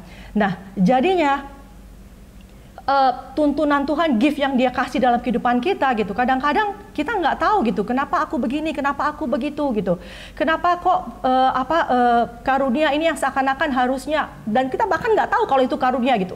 Berapa banyak yang daripada teman-teman aku gitu, teman-teman sama-sama hamba-hamba Tuhan gitu, yang ada dalam masa-masa dalam kehidupannya, karunia Tuhan yang harusnya itu merupakan berkat, malah sebaliknya bagi kehidupan mereka, karena karunia itu menyiksa mereka gitu, karena mereka nggak bisa bagaimana mengatur karunia itu gitu. Karena sebenarnya firman Tuhan katakan karunia nabi tunduk pada nabi. Nah jadi istilahnya saya bersyukur sekali ada masa dalam kehidupan saya diizinkan belajar untuk sekolah istilah supernatural school, bagaimana istilahnya berjalan dengan karunia itu. Karena sebenarnya harusnya setiap karunia itu tunduk kepada kita gitu. Dan dipakai sejalan dengan visi dan misi Tuhan yang tempatkan dalam kehidupan kita. Jadi kalau itu yang boleh aku tambahin. Ya, baik. Jadi Ibu Berliana kemarin sempat juga mempelajari pelajaran-pelajaran profetik ini dari sekolah BSSM, Bethel Supernatural School ya. Yang ada di Amerika, ini sekolah kenabian. Yang kenabian Emerging Prophet sekolah. Oh iya. Ya. Jadi dan banyak hal yang juga waktu sharing dari pelajaran-pelajaran itu saya perhatikan ini sangat baik sekali untuk memberikan pencerahan buat kita para pendoa yang nanti bisa masuk di dalam karunia-karunia Roh Kudus. Jadi memang bicara bergerak di profetik ini dalam sekali ya. Dia punya pelajarannya, dan memang Ibu Berliana bahan-bahannya semua ada dengan bahasa Inggris. Jadi saya suruh beliau bagaimana kalau di Indonesia kan supaya kita orang Indonesia juga bisa mengerti, itu maksudnya begitu. Nah kalau saudara yang tahu bahasa Inggris kan mantap. Kalau saya kan little I can lah begitu. Nah jadi artinya bahwa ini makanya itu saya bilang Bu, kalau bisa nanti sharing-sharing sedikit sebab memang ini bagus sekali. Nah jadi banyak hal yang dari Ibu, tapi bagaimana menyampaikan itu, nah kita akan lihat nanti di minggu berikut lagi. Ibu akan sharing, ini hari perkenalan, tapi mungkin dalam sharing berikut lagi dalam tanya jawab mungkin sejam Ibu akan pakai. Ada beberapa bahan penting yang memang Ibu akan sampaikan juga kepada kita. Gitu, luar biasa. Nah baik, jadi memang kita di Indonesia sudah harus banyak belajar ini. Saya juga waktu dengar dari Ibu Berliana sampaikan bahan-bahan itu, wah itu banyak sekali. Itu ada di bawah satu lemari itu bahan-bahan tentang profetik ini luas sekali. Wah dah luar biasa. Gitu. Artinya bahwa Tuhan mau membawa kita gereja ke alam doa peperangan profetik itu dahsyatnya bukan main tuh. Jadi Tuhan terlalu hebat. Jadi, nah baik. Jadi saya kembali lagi tadi di sini bahwa ada doa syafaat profetik atau nubuatan. Nah disinilah nanti kita akan melihat gitu, baik karunia-karunia nabi. Dan mungkin juga kita bisa temukan ada orang yang mungkin punya panggilan dalam kenabian. Nah ini. Dan itu nanti diseleksinya di mana? Di doa. Nah, karena seorang nabi pasti dia seorang pendoa. Tapi seorang pendoa belum tentu dia seorang nabi. Tapi seorang pendoa paling tidak dia sudah mendapatkan karunia nabi, itu sudah pasti. Nah, sebab itu dalam kelompok doa kita doakan supaya paling tidak harus ada nabi yang menuntun. Karena Alkitab bilang karunia nabi tunduk kepada nabi. Kenapa kita punya pendoa-pendoa ini tidak baku ketemu? Sudah naik ke level-level mulai sampai belajar karunia penglihatan, nubuatan sudah mulai bagus. Mulai dipakai Tuhan dengan karunia penglihatan dan nubuatan, kesembuhan sudah mulai jalan. Kalau kita ngomong dengan dia bilang, "Nah, kau Pak Pendeta saya ini tiap hari ketemu Tuhan. Jadi Pak Pendeta jangan ajak-ajak saya ke gereja." Ini sudah repot ini. Nah, jadi ini udah repot ini. Nah, pendoa-pendoa ini ada banyak dapat pernyataan ini, pernyataan itu. Yang meluruskan itu nabi. Gitu. Karena nabi yang mengerti karunia-karunia nabi. Gitu. Jadi di dalam perkembangan pendoa kita, kelompok-kelompok doa kita, saya perhatikan banyak pendoa, tapi kita harus berdoa supaya ada nabi di situ. Nah, kalau ada nabi, pendoa-pendoa akan tumbuh dengan bagus. Nah, ini. Begitu naik ke level karunia-karunia, biasanya ini yang jadi benturan. Nah, yang satu dapat penglihatan bilang begini, yang satu bilang begini, yang satu juga tetap pertahankan, yang satu juga pertahankan. Belum lagi yang baru datang katakan begini, akhirnya benturan. Pendoa jadi kelompok-kelompok sendiri lagi. Yang satu bilang, saya tidak suka berdoa dengan dia, karena kalau berdoa dengan dia nubuatkan bilang begini, yang rambut keriting jangan ada di sini. Nah, karena saya rambut keriting, saya tidak boleh ada di situ. Ini pernah terjadi di Kota Kupang. Udah menyembah sungguh-sungguh serius. Wah, sudah masuk dalam hadirat, tiba-tiba ada satu nubuatan. Ini kata Tuhan, yang rambut keriting jangan ada di sini. Akhirnya rambut keriting semua pergi.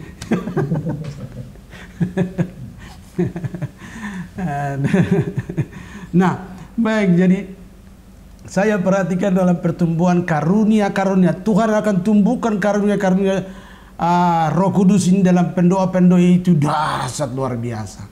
Tapi yang namanya belajar ini perlu ada tuntunan. Makanya Paulus bilang begini, hendaklah kamu saling bernubuat. Ini belajar. Mau salah benar itu bukan urusan. Nah, tapi kalau jangan sudah salah, masih tetap pertahankan. Nah, ini yang repot. Begitu. Nah, salah benar tidak apa-apa, namanya kita saling belajar. Nah, untuk itu perlu ada kumpulan bersama yang sudah sehati, seroh, sepikir. Artinya gitu, saling mengerti. Oh, teman saya tadi dia nubuat itu kayaknya salah itu. Nah, tapi kita sudah saling mengerti. Jadi tidak jadi perpecahan, tidak jadi masalah. Begitu, karena saling mengerti.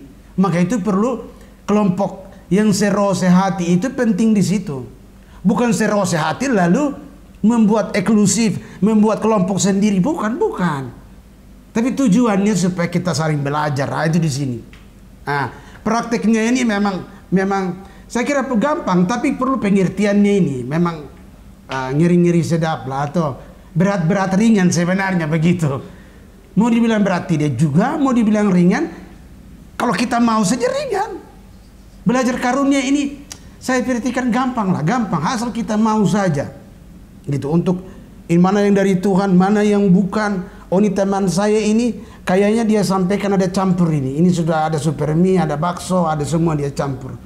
Nah, mungkin capcay dicampur dengan apa, nah, dan seperti itu. Jadi tapi kita harus bisa mengerti untuk bagaimana meluruskan itu. Dan saya perhatikan bahwa dengan perjalanan ikutin kelompok-kelompok doa ini, saya perhatikan bahwa perlu ada orang yang punya panggilan kenabian untuk meluruskan itu. Hanya nabi yang bisa mengerti itu. Nah, jadi kita punya pendoa-pendoa di Indonesia ini, di Jakarta kemarin yang di menara di Kemayoran, itu ada dari berbagai menara doa mereka ikut, baik dari CK7, dari apalah macam, ada banyak tempat ya. Datang ikut pelajaran, kita sharing, dan mereka cerita, saya bilang, ya ini dia. Ternyata bahwa mereka bilang, Pak, ini yang pas. Nah, maksudnya begitu, bahwa perlu ada tuntunan untuk karunia-karunia sudah tumbuh, tapi satu dengan satu belum baku mengerti dan belum sama-sama yakin. Dia dari Tuhan atau bukan ya? Nah, jadi perlu ada ini. Nah, kalau kita sudah bisa lewatin yang namanya hal seperti ini, soal karunia, soal dengar suara Tuhan, penglihatan, marifat, apa semua. Kalau kita sudah bisa ngerti dan lewati ini, sudah gampang Tuhan pakai untuk level yang berikut. Masuk ke peperangan rohani sudah gampang, masuk ke doa pengintai sudah gampang. Asal kita sudah melewati itu. Tapi kalau ini kita belum lewati, belum bisa sepaham di sini, disinilah kadang-kadang setan bisa pakai untuk mempengaruhi, menimbulkan perpecahan di sini. Karena tidak saling memahami, mengerti. Begitu. Nah, saya dengar sedikit penjelasan dari Ibu Berliana tentang bagaimana sekolah profetik yang ada di Amerika, pelajarannya itu. Ternyata nabi saja itu ada banyak ciri. Diterangkan nabi ini begini, di Alkitab ya. Bukan diangkat-angkat asal angkat, bukan. Itu dari perjanjian lama, itu semua nabi ini Tuhan panggil khusus seperti apa. Kenapa Tuhan panggil nabi ini begini. Nah, ini luas sekali itu. Nah, nabi ini seperti apa? Sampai ke perjanjian baru ada Agabus. Nah, Tuhan bekerja khusus apa? Nah, ternyata dia nabi khusus gembala ya. Coba Ibu bisa cerita sedikit. Nah, kemarin kita lagi bahas gitu ya. Selama ini kan orang kan takut sekali untuk istilahnya belajar dalam profetik gitu kan ya, atau untuk menyampaikan kata-kata nubuatan atau profetik. Karena apa? Karena takut salah gitu. Karena kebiasaannya di sini kalau salah terus langsung dirajam batu gitu kan, dibilang oh nabi palsu gitu ya. Karena kan kebiasaan kayak gitu. Padahal sebenarnya istilahnya prophetic gift itu kayak nubuatan dan segala macam kayak gitu, itu gift yang Tuhan kasih kepada setiap daripada kita gitu. Karena apa? Karena dia memang Bapa yang mau berkomunikasi dengan kita seperti tadi yang dibawain dia tentang doa segala macam gitu kan. Sebenarnya kita ini hotwires dengan Tuhan, kita udah terhubung dengan erat sekali dengan Tuhan. Seluruh panca indera kita ini sebenarnya bisa dilatih seperti di firman Tuhan bilang kan, panca indera terlatih ya, untuk benar-benar istilahnya diselaraskan dengan Tuhan dan dilatih kepekaannya. Seperti tadi kan ada pertanyaan gitu, bagaimana cara kita melatih? Nah, kita melatih dengan bukan dengan istilahnya nanti tiba-tiba akan peka sendiri atau misalnya nanti akan begini, enggak, itu kita dengan sengaja melatih. Nah, sama seluruh profetik dan segala macam itu kita sengaja melatih, tapi permasalahannya adalah kita harus bangun prophetic culture, istilahnya kebudayaan yang kita harus bangun, bahwa bahwa tidak takut untuk menyampaikan. Kita tidak takut karena ada koridor-koridor tertentu. Kita tidak takut dianggap nabi palsu atau segala macam, atau disambitin batu, dianggap harus selalu betul. Kalau salah artinya nabi palsu. Enggak gitu juga gitu. Kemarin kita sempat bahas gitu, beri contoh gitu. Contoh seperti Agabus aja gitu kan.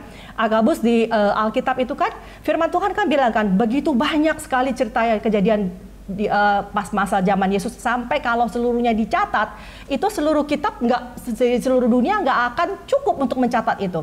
Tapi kenapa cerita Agabus yang salah istilahnya menyampaikan profetiknya itu dicatat gitu? Karena artinya penting gitu. Kenapa seperti kayak Musa yang dibilang dia kan nabi kan, yang dibilang face to face dengan Tuhan, yang dibilang sahabat Allah, yang hubungannya begitu dekat sama Tuhan. Begitu Musa masuk ke tenda itu, hadirat Tuhan turun dengan begitu kuat, awan kemuliaan seperti kayak gitu.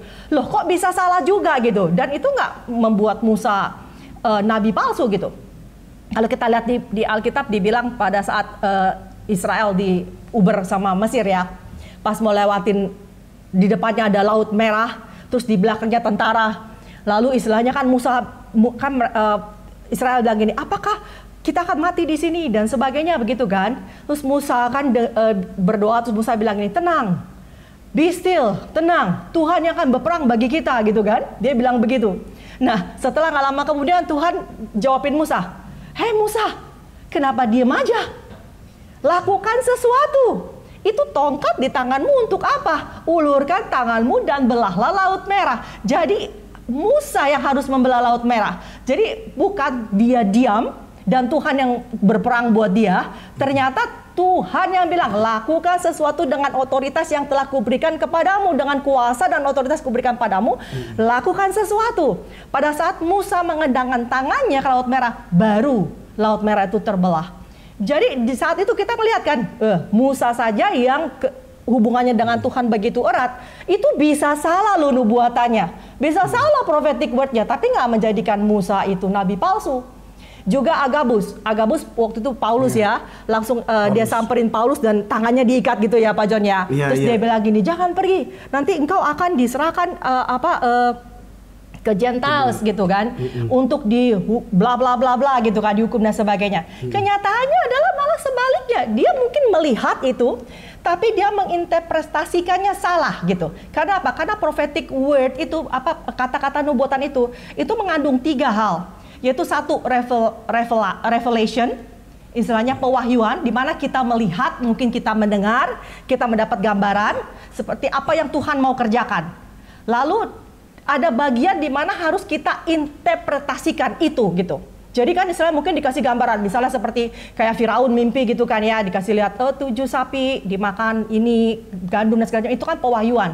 Tapi harus ada Yusuf kan yang menginterpretasikan, oh begini artinya tuanku bla bla bla bla. Lalu ada bagian yang namanya aplikasi setelah pewahyuan itu diartikan, terus aplikasinya apa dalam kehidupan. Seperti Yusuf kan bilang, oh berarti kita harus membuat begini gitu. Jadi itu ada 3 bagian dalam prophetic word gitu.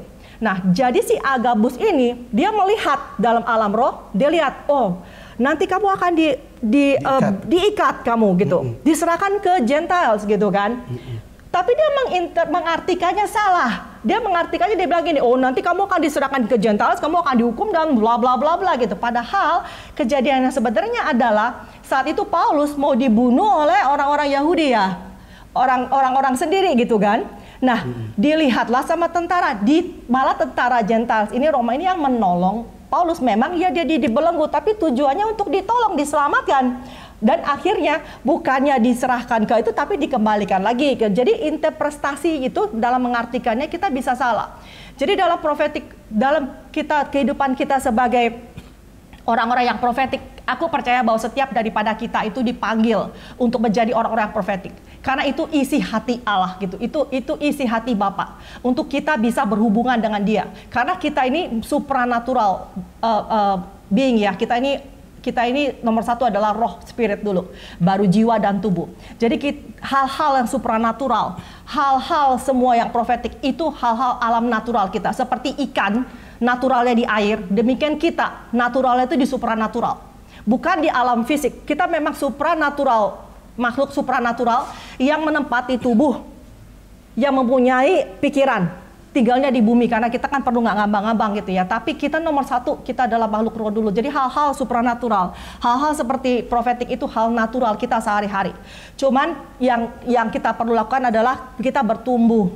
Karena mungkin kita nggak terbiasa, mungkin kita takut mencoba seperti tadi itu kan, dianggap nabi palsu atau dianggap nggak benar atau segala macam. Jadi kita takut gitu untuk mencoba. Dan mungkin juga kebudayaan kita yang belum terbentuk, dimana kalau misalnya kita memberikan kemurahan untuk orang-orang yang mencoba dan kita nggak rajam batu gitu, kita nggak langsung bilang, oh kamu ngaco ya, kamu salah ya, kamu nabi palsu ya, kamu nggak benar ya, kamu apalah begitu gitu. Kita harus menciptakan culture sekitar kita gitu, kebudayaan kita, bahwa inilah suatu komunitas yang dimana kita aman untuk kita sebagai anak-anak Tuhan, kita berpraktek dan bertumbuh sebagaimana seharusnya kita sebagai makhluk supranatural. Itu yang aku mau sampaikan. Nah, jadinya oh ya, yang tadi ya tentang Agabus ya. Nah, Agabus itu istilahnya ada suara ya? Ini ada ya. Mengingat waktu ini sudah mendekati ya, Pak Johnson, ada beberapa pertanyaan. Yang selanjutnya ada pertanyaan begini. Maaf ini saya motong ya Ibu Berliana. Ya. Mohon maaf sebelumnya. Ya, ini ada pertanyaan begini yang berkaitan dengan penjelasan di pemaparan Pak Johnson dan juga dikuatkan oleh Ibu Berliana tadi. Bisakah kami diberikan salah satu contoh ciri seorang penjaga? Ini pertanyaan dari Ibu Min Rosalina. Oh, ciri penjaga ya? Iya, ciri seorang penjaga. Ciri seorang penjaga. Kita masuk di dalam doa penjaga. Iya. Oke. Baik. Emang sudah di buku ini sih.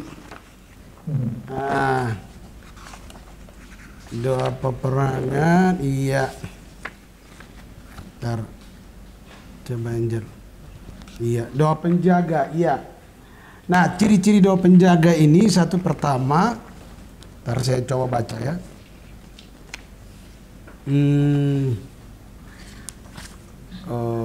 Baik, berdiri, berlindung. Penjelasannya belum sampai di situ, Pak. Iya, iya. Belum sampai di itu. Ya, pelajaran memang masih jauh ya. Ini memang 10 hari ini kita belajar. Tidak, tapi saya coba kasih garis besar sedikit ya. Jadi pertama dia harus memiliki kasa atau mendapatkan penglihatan, pewahyuan dari Tuhan. Ini ciri pertama. Seorang penjaga harus mendapatkan kason, pernyataan, suara Tuhan. Jadi atas dasar suara Tuhan itulah kita bisa tahu apakah dia seorang penjaga atau bukan. Nanti kita bisa ada beberapa cara untuk mengecek itu. Jadi dari menara-menara doa nanti kita bisa lihat ini. Siapa di menara doa yang sudah naik ke level penjaga. Ini penting nih. Gitu. Nah kemudian seorang penjaga harus memiliki firman atau kan mendapatkan satu suara Tuhan, rema dari Tuhan. Ini. Dan nanti kita cek apakah benar suara Tuhan itu benar atau bukan yang didapat itu. Untuk tujuan satu kota itu ada. Gitu. Nah seperti Yeskiel ya. Dalam Yeskiel 3:17 itu Tuhan menyuruh Yeskiel sebagai penjaga atas bangsa Israel. Ada firman-Nya, ada suruhan Tuhan. Begitu. Jadi kita pendoa bertumbuh ke arah sana. Nanti ada Tuhan kasih ayat itu. Tuhan akan tetapkan kita dan akan didukung oleh peneguhan-peneguhan dari hamba-hamba Tuhan yang lain, teman-teman pendoa yang lain. Tuhan akan bicara. Jadi kita bisa merasakan itu. Oh, kayaknya teman kita ini sudah mulai Tuhan bawa ke situ. Itu garis besarnya saja ya. Baik. Ada pertanyaan lagi, apa perbedaan atau kemampuan pengintai yang berperang dan penjaga? Baik. Kalau pengintai ini masa di mana dia dibawa Tuhan untuk mendengar dengan jelas dan melihat dengan jelas. Itu pengintai.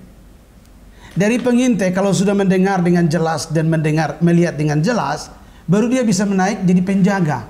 Karena penjaga itu sudah dua-dua ini sudah harus jelas. Seorang penjaga dia sudah harus tahu ini.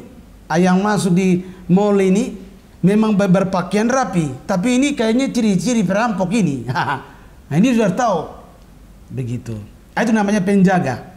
Jadi pengintai itu di mana dilatih. Nanti kalau pembahasannya itu bahwa Tuhan akan membawa pendoa-pendoa ini naik ke level yang tinggi.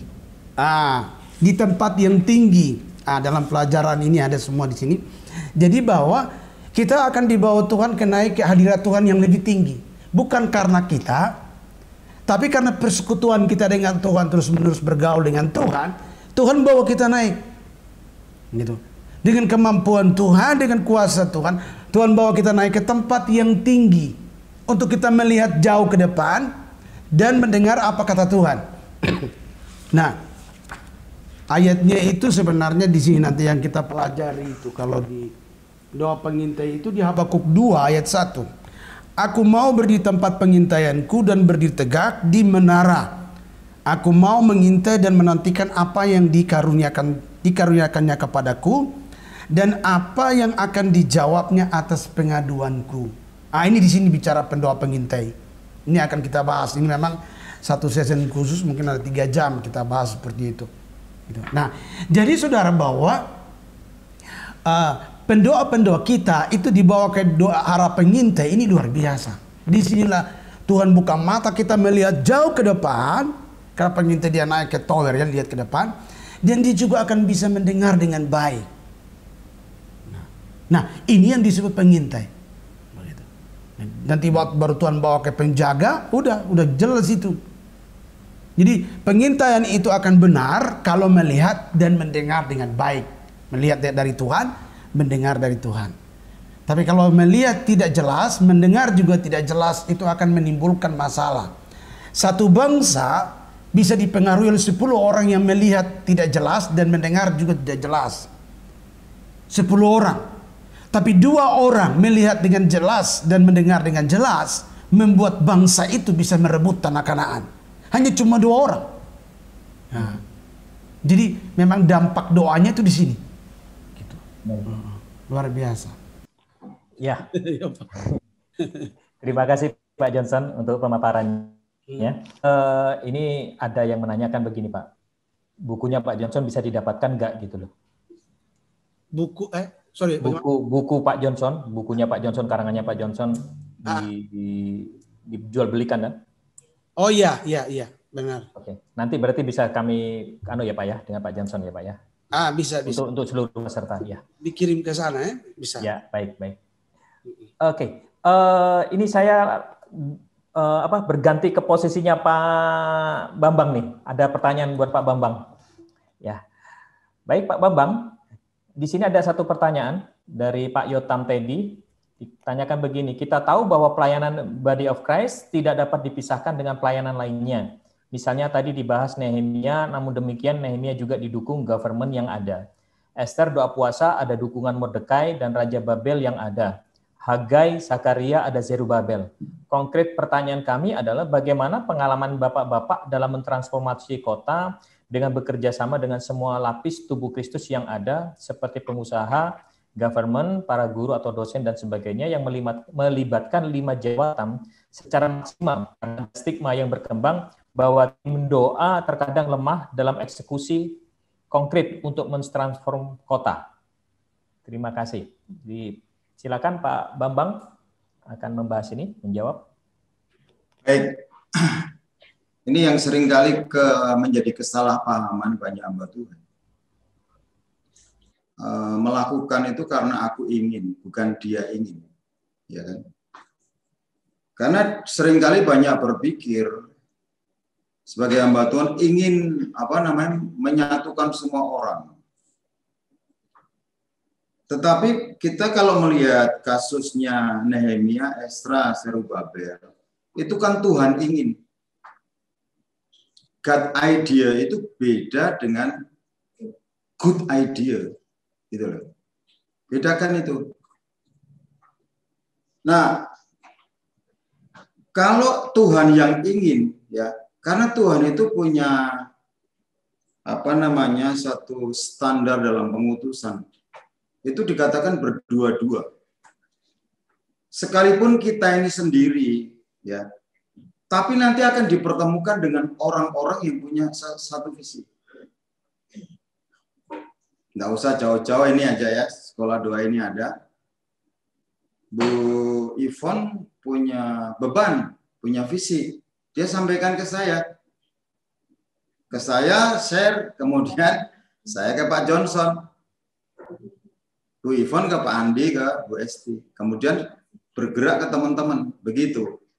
Selalu dimulai dari satu orang.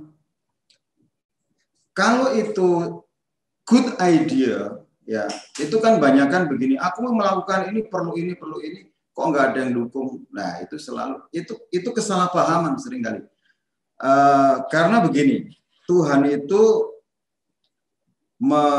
kalau lihat kasus per kasus ya, tadi juga disebut Esther, Mordekai, sama Ahasiweros ya. Itu sebenarnya yang memiliki visi itu Ahasiweros. Yang mengerti gambaran dengan, Mordekai. Dia mengerti gambaran tentang orang Israel yang akan diselamatkan. Dia sudah dapat visi itu. Kemudian dia adopsi sepupunya yang namanya Esther. Itu yang dia bisa lakukan. Dia didik Esther ini dengan prinsip-prinsip kebenaran. Kemudian ada sebuah kemajuan itu selalu diawali dengan sebuah situasi ya. Kemudian dia dibawa karena Ahasiweros itu ingin mencari permaisuri karena Ratu Wastinya itu membangkang. Dan ini cara Tuhan membawa Esther kemudian ke istana. Relationship antara Mordekai dengan Esther itu tidak diragukan. Komunikasi tetap terjalin. Lah seringkali kan begini, pikirnya kalau orang punya visi ini ini kan yang seringkali mengkomunikasikan dan mengkoneksikan sebenarnya. Perlu memahami antara koneksi dengan membangun relasi dengan apa namanya tadi, dengan komunikasi. Nah, ini sudah ada koneksi antara Mordekai dengan Esther. Kemudian melewat peristiwa terjadi penganiayaan yang dimotori oleh Haman. Kemudian beban ini kan ada di Mordekai, orang yang menerima visi. Kemudian Mordekai menyampaikan kepada Esther. Esther mengambil beban, merespon beban yang disampaikan oleh Mordekai dengan cara apa? Karena yang bisa berkomunikasi dengan Ahasiweros, dengan raja adalah Esther, bukan Mordekai. Kemudian akhirnya apa? Puasa. Kalau kita mau bekerja sama dengan banyak orang, kita memang harus mengambil beban secara rohani dulu. Sesuatu yang jasmani tidak akan mungkin ditaklukkan kalau kita tidak melangkah dengan sesuatu yang rohani. Itu selalu prinsip yang diajarkan Tuhan. Dan akhirnya, karena Tuhan itu kan seperti di dalam Habakuk 3 ayat 13 itu kan konsen terhadap umat pilihan. Karena kalau saya bacakan begini, Habakuk 3:13. Engkau berjalan maju untuk menyelamatkan umatmu dan untuk menyelamatkan orang yang kau urapi. Engkau meremukkan bagian atas rumah orang-orang fasik dan kau buka dasarnya sampai batu penghabisan. Tuhan itu konsennya kepada bangsa Israel yang mau dianiaya. Tetapi siapa yang menyelamatkan orang yang menerima beban dari Mordekai? Kemudian Esther mengambil bagian dia untuk bisa, karena dia yang punya akses kepada raja. Dan Tuhan, kan firman Tuhan berkata, hati raja-raja itu seperti batang air di tangan Tuhan. Ketika Esther sudah punya komitmen. Sungguh pun bertentangan dengan undang-undang, kalau terpaksa aku harus mati, biarlah aku mati. Artinya begini, sebuah visi untuk sebuah transformasi tidak pernah akan terjadi kalau tidak ada orang yang berani membayar dengan nyawanya sendiri. Bahkan Yesus sendiri sudah mengajarkan dia membayar dengan darahnya sendiri. Dan akhirnya belas kasihan Tuhan itu, ya kan, hati Mordekai kan ada di tangan Tuhan, sehingga dia ulurkan tongkat emas dan Raja Ahasiweros. Kemudian dan proses ujungnya apa? Menyelamatkan Israel, menyelamatkan orang yang diurapi. Tetapi yang mengkoneksikan semua itu Tuhan. Bukan Ahasiweros cari-cari, ya, bukan. Makanya hiduplah dalam visi. Nanti bicara orang kunci, nanti Tuhan akan temukan orang-orang kunci. Ya, saya di Jawa Tengah, ya. Saya kan memetakan setiap kota itu kan punya karakter yang berbeda-beda. Solo berbeda dengan Banyumasan. Banyumasan berbeda dengan Semarangan. Nah, itu saya memetakan, saya berdoa untuk ketemu orang-orang kunci. Saya tidak bisa berkomunikasi dengan semua orang, tapi saya harus menemukan orang kunci yang bisa berkomunikasi dengan orang-orang yang lain. Sama seperti ya di Solo ini, saya punya beberapa orang kunci yang akhirnya saya berkomunikasi. Saya tidak bisa berkomunikasi dengan semua orang. Dan itu harus kita sadari, apalagi melibatkan pengusaha, government, para guru, dosen, dan sebagainya. Saya ini siapa? Gitu loh. Makanya kan dikatakan kalau bukan Tuhan, siapakah kita? Gitu. Jadi harus menemukan orang-orang kunci. Jadi kita ini jangan pelayanan mancing, tukang memancing. Tapi kita ini merajut jala. Itu Pak Yotam. Ini jaser aja, merajut jala. Temukan orang-orang kunci untuk bergandengan tangan. Karena setiap kota itu punya karakter, ya. Saya masuk kota Palu ini banyak orang Palu. Saya tahu bahwa di Palu itu ada beberapa faksi. Kalau saya megang satu faksi tidak akan ketemu di situ. Kita pendoa ini harus membuat pemetaan rohani. Tuhan Yesus mengajarkan begini. Kalau kamu masuk kota, ya, Jadi hadapi orang kuat, artinya kita harus membuat sebuah pemetaan. Kalau kita memang yakin Tuhan suruh, Tuhan kasih visi, kita akan bergerak, temukan orang-orang kunci. Yesus pelayanan tidak langsung memberi makan 5.000 orang, ya kan? Tapi dia menemukan orang-orang kunci, 12 rasul dia temukan. Dia mulai sharing hidup, sharing life, ya bagi hidup. Dia mulai makan bersama, ngobrol bersama, dan sebagainya. Karena begini, kalau kita tidak pernah memberikan apa-apa, kita tidak pernah akan menerima apa-apa. Kalau kita tidak berani berkorban apa-apa, nonsen kita dapat melakukan apa-apa. Saya belajar dari Kak Iman Santoso. Waktu transformasi Sulawesi di Makassar, saya kebetulan dapat kesempatan satu mobil dan bersebelahan. Saya bersebelahan, saya tanya sama Bapak dan beliau sampaikan begini, Pak Bambang, sambil dipegang-pegang kaki saya, apa? Kalau mau jadi fasilitator itu taruh kepala di kaki pendeta-pendeta. Nah, itu kan harus diterjemahkan. Apalagi Pak Yotam di Solo ini kan raksasa-raksasa banyak. Nah ini, masa kita mau hantam kan tidak bisa. Saya juga begitu, di Solo, di Semarang itu gereja-gereja besar banyak. Di Jawa Tengah ini, makanya waktu kami menerima mandat jadi fasilitator regional ya sama Pak Samuel, dan saya temukan orang-orang muda, kita ini siapa? Ya. Tapi mari kita berdoa dulu. Karena Jawa Tengah itu pusatnya orang yang punya visi. Penggerak-penggerak Indonesia itu ada di Jawa Tengah. Entah itu kegerakan doa. Coba lihat 2-3 tahun yang lalu, hanya 6 orang berkumpul ya, dikatakan nama hamba Tuhan. Itu membuat pergerakan seluruh Indonesia, bahkan seluruh dunia. Ini di Jawa Tengah, saudara. Dan saya bilang, loh, kita ini siapa? Orang-orang muda. Tapi kita mesti, ya tadi, kita harus berdoa, kemudian memang kita ini menerima mandat untuk mengerjakan, kemudian kita berdoa untuk menemukan orang-orang kunci. Orang kunci di kota-kota.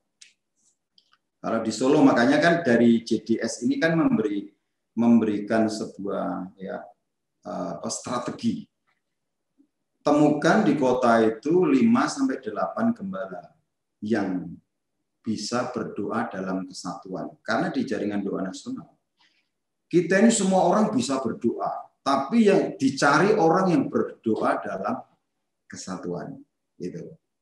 Kalau sudah ada 5 gembala sampai 8, bisa dilantik dari jaringan doa sekota. Karena ini bukan jabatan, tetapi ini adalah panggilan buat kota. Makanya tadi kan orang yang punya visi itu harus keluar dari ranah pribadi ke ranah publik. Kalau kita tidak bisa meletakkan kepentingan pribadi, kemudian berkorban untuk visi yang lebih besar yang Tuhan percayakan, tidak ada. Karena apa? Sebuah visi itu menuntut harga. Ya, harga yang harus dibayar. 34 kota kalau keliling ya, saudara. Satu kota kan saudara nggak usah bilang dana ya, waktu yang saya dedikasikan. Ya, itu kan sebuah pengorbanan sebenarnya. Itu. Ini Jawa Tengah ini kan 34 kota dan kabupaten. Jadi cukup banyak. Jadi mulailah dari diri kita. Kemudian temukan orang-orang kunci yang bisa diajak bicara tentang visi yang sama. Karena tadi domba itu akan dikumpulkan bersama dengan domba. Kalau kita ini punya visinya Tuhan, nanti Tuhan akan temukan kita. Begitu. Saya bisa berkomunikasi dengan pemerintah ya. Karena apa? Loh, saya bukan terima beres, bukan. Saya mendukung seseorang yang saya doakan untuk jadi anggota dewan. Begitu. Begitu dia jadi ketua tim sukses untuk wali kota. Hari ini wali kotanya jadi. Begitu. Kalau kita nggak mau berkorban, tidak mau menabur sesuatu, jangan kita ini mengharapkan sesuatu. Jadi kita kan butuhkan komunikasi tadi, bicara tentang apa? Tentang government. Kita bisa menyampaikan tentang visi-visi yang Tuhan terima. Kita bisa ngomong sama mereka ke kanan atau ke kiri. Karena mereka percaya. Makanya kan jangan sampai sebagai pemimpin ya, orang datang kepada pendoa, memang orang dunia itu hanya butuh jawaban. Pak, saya maju jadi wali kota, jadi atau tidak? Ya kan?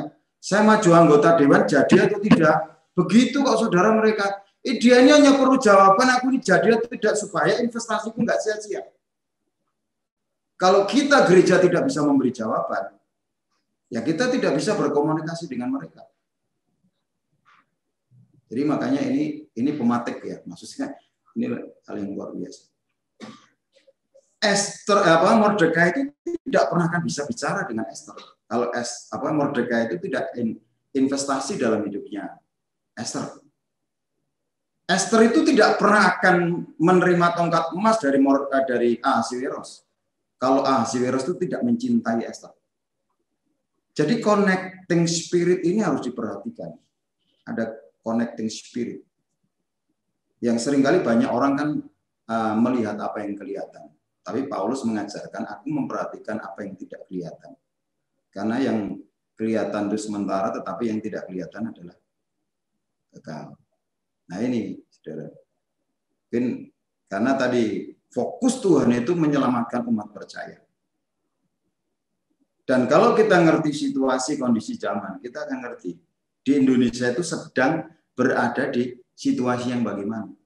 Kisahnya Esther dan Mordekai itu hari ini sedang terjadi di Indonesia.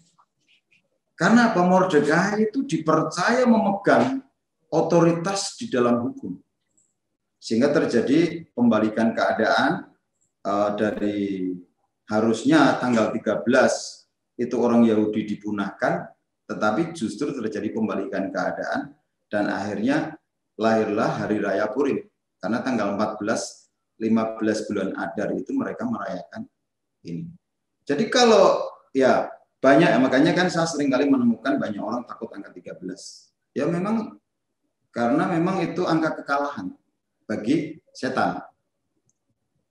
Tembok Yeriko itu dirobohkan pada putaran ke-13. Ini pembalikan keadaan orang Yahudi yang seharusnya dipunahkan itu tanggal 13. Dan banyak angka-angka 13, banyak orang pendoa pun takut angka 13. Banyak, saudara. Orang Kristen takut angka 13. Padahal itu angka di mana? Itu angka kemenangan buat saya dan saudara. Jadi mungkin ini. Jadi temukan orang-orang kunci. Entah itu di guru, dosen, temukan orang kunci. Kita tidak bisa mengenal semua dosen, semua guru. Kita tidak bisa mengenal semua pengusaha, semua gembala, tapi kita bisa menemukan satu orang kunci. Dan itu yang kan kita ajak bicara, ngobrol. Kita punya investasi waktu, kita kita bisa berbicara dari hati ke hati, ngopi bareng dan sebagainya. Karena ada hal-hal yang perlu dibangun itu di luar jalur formal. Kan sekarang itu dalam ada tren yaitu ngopi-ngopi ini. Karena ngopi itu membuka pikiran ya, kopi itu bisa membuka pikiran. Ya. Mungkin itu betul Pak Bambang. Sekedar ini berbagi aja Pak Yotam, terima kasih nih senior saya Pak Yotam ini. Terima kasih Pak Andi. Baik, terima kasih Pak Bambang untuk jawabannya. Dan Bapak Ibu, ini sudah mendekati pukul 4 ya. Waktu sudah berputar dengan cepat sekali. Terima kasih untuk kebersamaan kita pada saat sore hari ini. Tapi sebelum kita selesai, kita akan ambil waktu untuk berdoa syafaat. Nanti